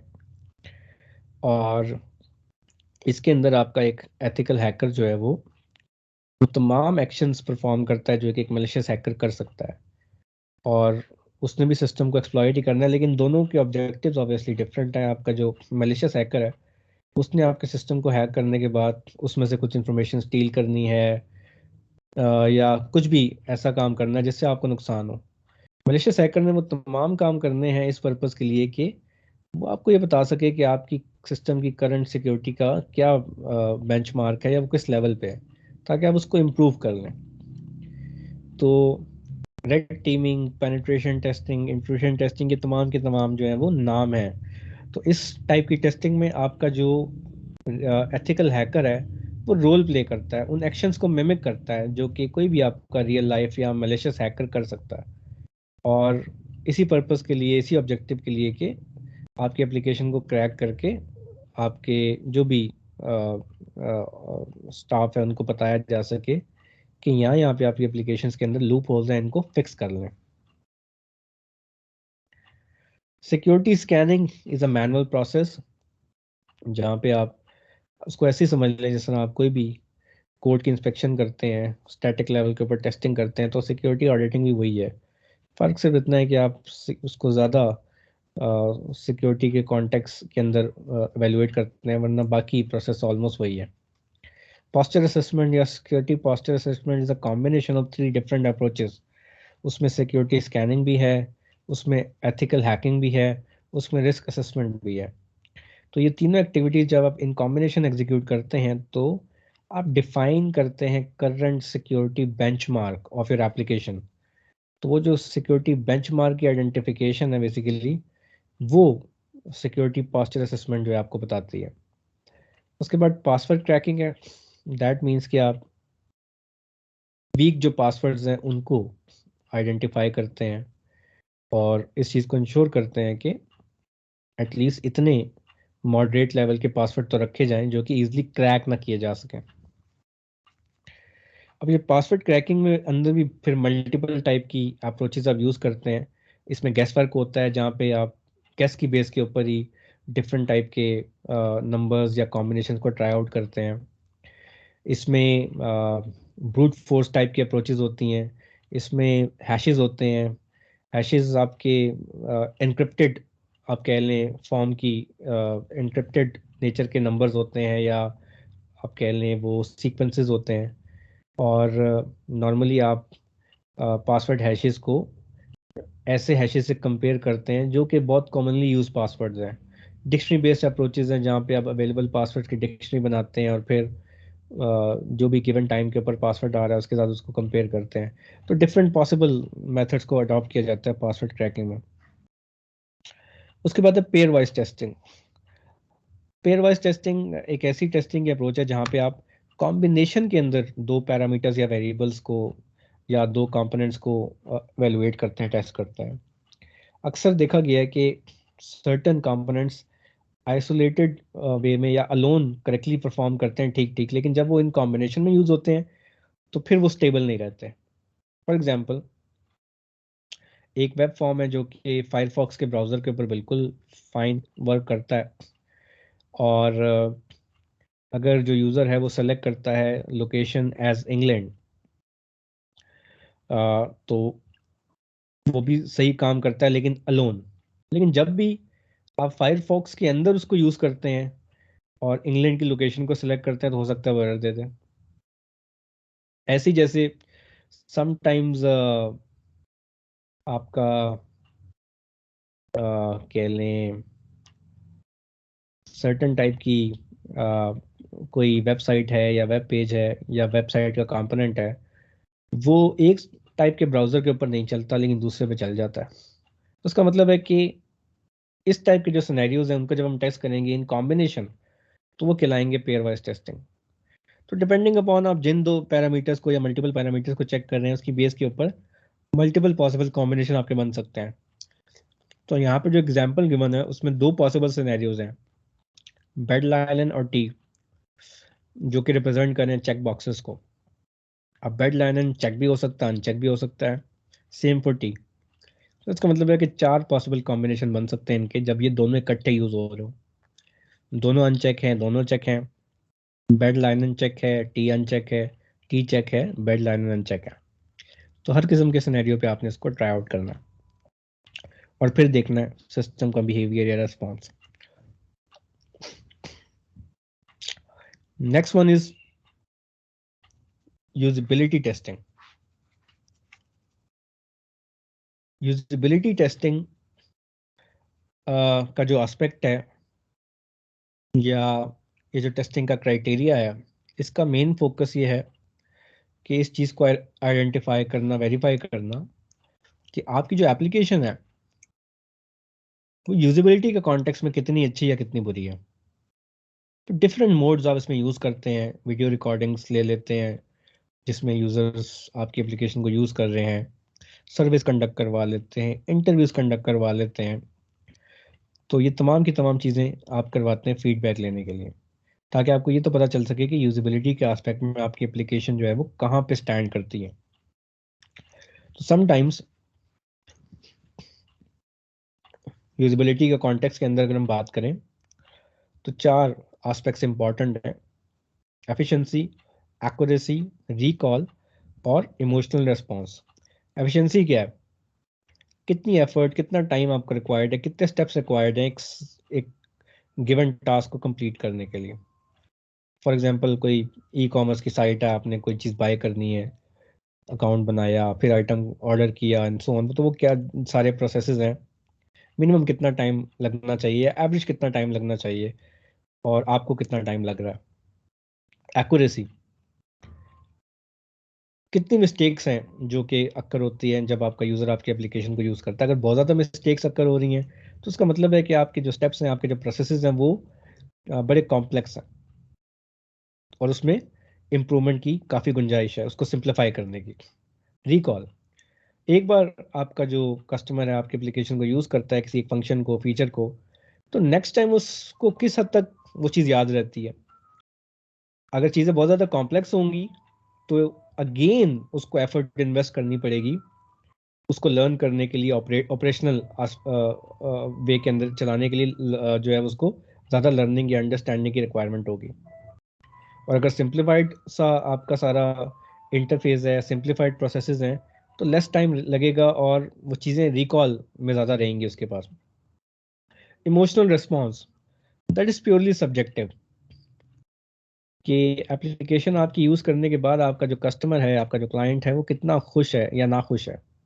अगर वो खुश है तो फिर क्या वो रिकमेंड भी करेगा किसी दूसरे को, फ्रेंड को, कोलीग को, फैमिली मेम्बर को? ऑब्वियसली अगर वो खुश है तो वो डेफिनेटली करेगा, और नहीं है तो फिर वो एक किस्म का नेगेटिव एस्पेक्ट जाता है।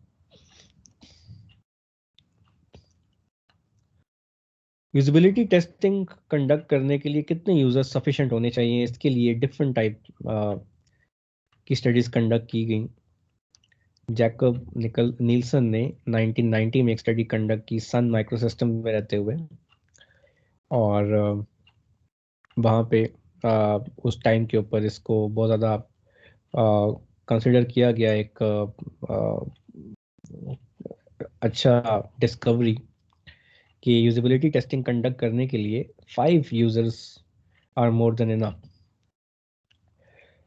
Why we have to go with 5 users? तो उसका एक एस्पेक्ट सिंपल सा ये है, अगर आप ये ग्राफ को भी देखें जो कि आपको यहाँ पे नज़र आ रहा है, तो हॉरिजॉन्टल एक्सिस पे नंबर ऑफ यूजर्स चल रहे हैं, यहाँ पे कहीं पहुँच के बनता है कोई 5 नंबर। उसको मैं अगर यहाँ पे ड्रॉ करूँ, ये कोई 80+ नंबर ही बनता होगा, सपोज 85 में इसको कह देता हूँ। दैट मीन्स क्या आपके जो 5 यूजर्स हैं वो दैट मच एरर्स को या यूजिबिलिटी प्रॉब्लम्स को आइडेंटिफाई कर लेते हैं। और इससे अगर आगे आप नंबर बढ़ाते भी रहें तो जो नई क्वांटिटी है डिफरेंट टाइप के एरर्स को एक्सपोज करने की यूजिबिलिटी के कॉन्टेक्स्ट में बहुत लिमिटेड है। और यहाँ पे भी मेजॉरिटी एरर्स वही आइडेंटिफाई हो रहे हैं जिसको आपको ये 5 यूजर आपको आइडेंटिफाई करके दे रहे हैं। So this is the formula for usability testing, capital N, जो कि शो कर रहा है यूजिबिलिटी प्रॉब्लम्स को, and that is 1 minus L raise to power N, जहाँ पे ये जो एन है वो रिप्रेजेंट कर रहा है नंबर ऑफ यूजर्स को, जो कि हम कह रहे हैं कि रिकमेंडेड है 5, और एल रिप्रेजेंट कर रहा है number of problems on average जो आपका एक यूजर रिपोर्ट करता है, और उसकी typical value in most cases जो ऑब्जर्व की गई है दैट इज समवेयर अराउंड 31%। तो based on this value 1 minus 31 या 0.31 कह लें इसको, into n is the number of 5, तो 1 by 1 सपोज 5 पे करें, 4 पे करें, इसको 3 पे करें, 2 पे करें, तो यहाँ पे जो भी वैल्यूज आपकी आएंगी वो पोटेंशियली आप सपोज मैं कहता हूँ 1 मुझे यहाँ पे लेकर आ रहा है, 2 मुझे यहाँ पे लेकर आ रहा है, 3 मुझे यहाँ पे लेकर आ रहा है, 4 मुझे यहाँ पे लेकर आ रहा है, 5 मुझे यहाँ पे लेकर आ रहा है, तो आपके पास ये ग्राफ बनता है बेसिकली। तो जैसे जैसे ये नंबर 5 से ऊपर बढ़ना शुरू हो जाए, 6 पे, 7 पे, वैसे वैसे बहुत ही माइनर सा आप कह लें नया एस्पेक्ट यूजिबिलिटी का या प्रॉब्लम का आइडेंटिफाई होता है। और जो मेजॉरिटी के प्रॉब्लम्स हैं वो आपके 5 यूजर्स सफिशिएंटली आइडेंटिफाई कर लेते हैं। तो हम कह सकते हैं कि 5 users are enough to conduct a usability testing. उसके बाद लास्ट पे हमारी है वैलिडेशन टेस्टिंग, और उसके अंदर फिर एक्सेप्टेंस भी है, अल्फा भी है, बीटा भी है। वैलिडेशन मोस्टली सिस्टम की भी बात है, एंड टू एंड की भी बात है। दैट मीन्स कि अब यूज़र के पास बात चलेगी और यूज़र से आपने एक्सेप्टेंस लेनी है। तो जब भी हम कस्टमाइज एप्लीकेशन डेवलप करते हैं और यूज़र की एक्सेप्टेंस लेते हैं, यूज़र को एंगेज करते हैं, एंगेज करने के बाद यूज़र अगर एक्सेप्ट करता है कि एप्लीकेशन जो है उसकी नीड्स मीट हो रही हैं और उसके लिए एप्लीकेशन एक्सेप्टेबल है, तो हम कहते हैं कि एक्सेप्टेंस टेस्टिंग जो है वो पास हो गई है। तो जब ये कस्टमाइज एप्लीकेशन की टर्म यूज़ करेंगे तो उसके लिए हम एक्सेप्टेंस टेस्टिंग की टर्म यूज़ करते हैं, एंड यूज़र एक्सेप्टेंस भी, फील्ड एक्सेप्टेंस भी, एंड सो ऑन। और अल्फा और बीटा की जो टेस्टिंग की टर्म है वो हम नॉर्मली यूज़ करते हैं जब हम जेनेरिक एप्लीकेशन की बात करते हैं। उसमें अल्फा और बीटा के अंदर फ़र्क ये है कि अल्फा टेस्टिंग हम यूज़र्स को इनवाइट करते हैं इन हाउस उस ऑर्गेनाइजेशन के अंदर जहाँ पे उनका अपना स्टाफ एग्जिस्ट करता है, वो अवेलेबल होता है, वो तमाम की तमाम क्वेरीज का आंसर कर सकता है, उनको गाइड कर सकता है कि किस बेस्ट पॉसिबल वे में आपने इस एप्लीकेशन को यूज़ करना है और इसका बेटर या ऑप्टिमल यूटिलाइजेशन आपने लेना है। So this is one difference कि जब भी आप इनवाइट करेंगे अपने यूज़र को विद इन ऑर्गेनाइजेशन तो आप अल्फा मोड में टेस्टिंग कर रहे हैं। बीटा टेस्टिंग के अंदर आप कह सकते हैं कि आप अपने सॉफ्टवेयर को कह लें कि यूज़र को दे देते हैं कि वो यूज़र के एनवायरनमेंट में जाके, यूज़र अपने एनवायरनमेंट में जाके उसको यूज़ करे, वहाँ पे आपका सपोर्ट स्टाफ अवेलेबल नहीं है। ये एक ड्रॉबैक हो सकता है, लेकिन बीटा टेस्टिंग का मेन बेनिफिट ये है कि अल्फा लेवल के ऊपर हम हर किस्म का जो यूज़र एनवायरनमेंट है उसको सपोर्ट नहीं दे सकते, एक लिमिटेड हमारे पास कैपेसिटी होती है। तो बीटा टेस्टिंग का फ़ायदा ये होता है कि आपकी एप्लीकेशन डिफरेंट वैरायटी या डाइवर्स सिनेरियो में टेस्ट हो जाता है, डिफरेंट मशीन्स के ऊपर, डिफरेंट टाइप के ऑपरेटिंग सिस्टम पे, मतलब डिफरेंट डाइवर्स सिनेरियोज में डिफरेंट टाइप के यूज़र्स। तो वहाँ पे आपको बहुत से पोटेंशियल जो ड्रॉबैक्स हैं या लूप होल्स हैं अपने सिस्टम के आइडेंटिफाई हो सकते हैं जब भी आप यूज़र से फीडबैक लेते हैं इस कॉन्टेक्स्ट के अंदर। सो अगेन जो जनरल मतलब थॉट प्रोसेस है वो यही है कि again this is a kind of user related testing के जहाँ पे यूज़र को आप एंगेज कर रहे हैं। सो this was today's lecture. Yes, के references, and now you can ask your questions.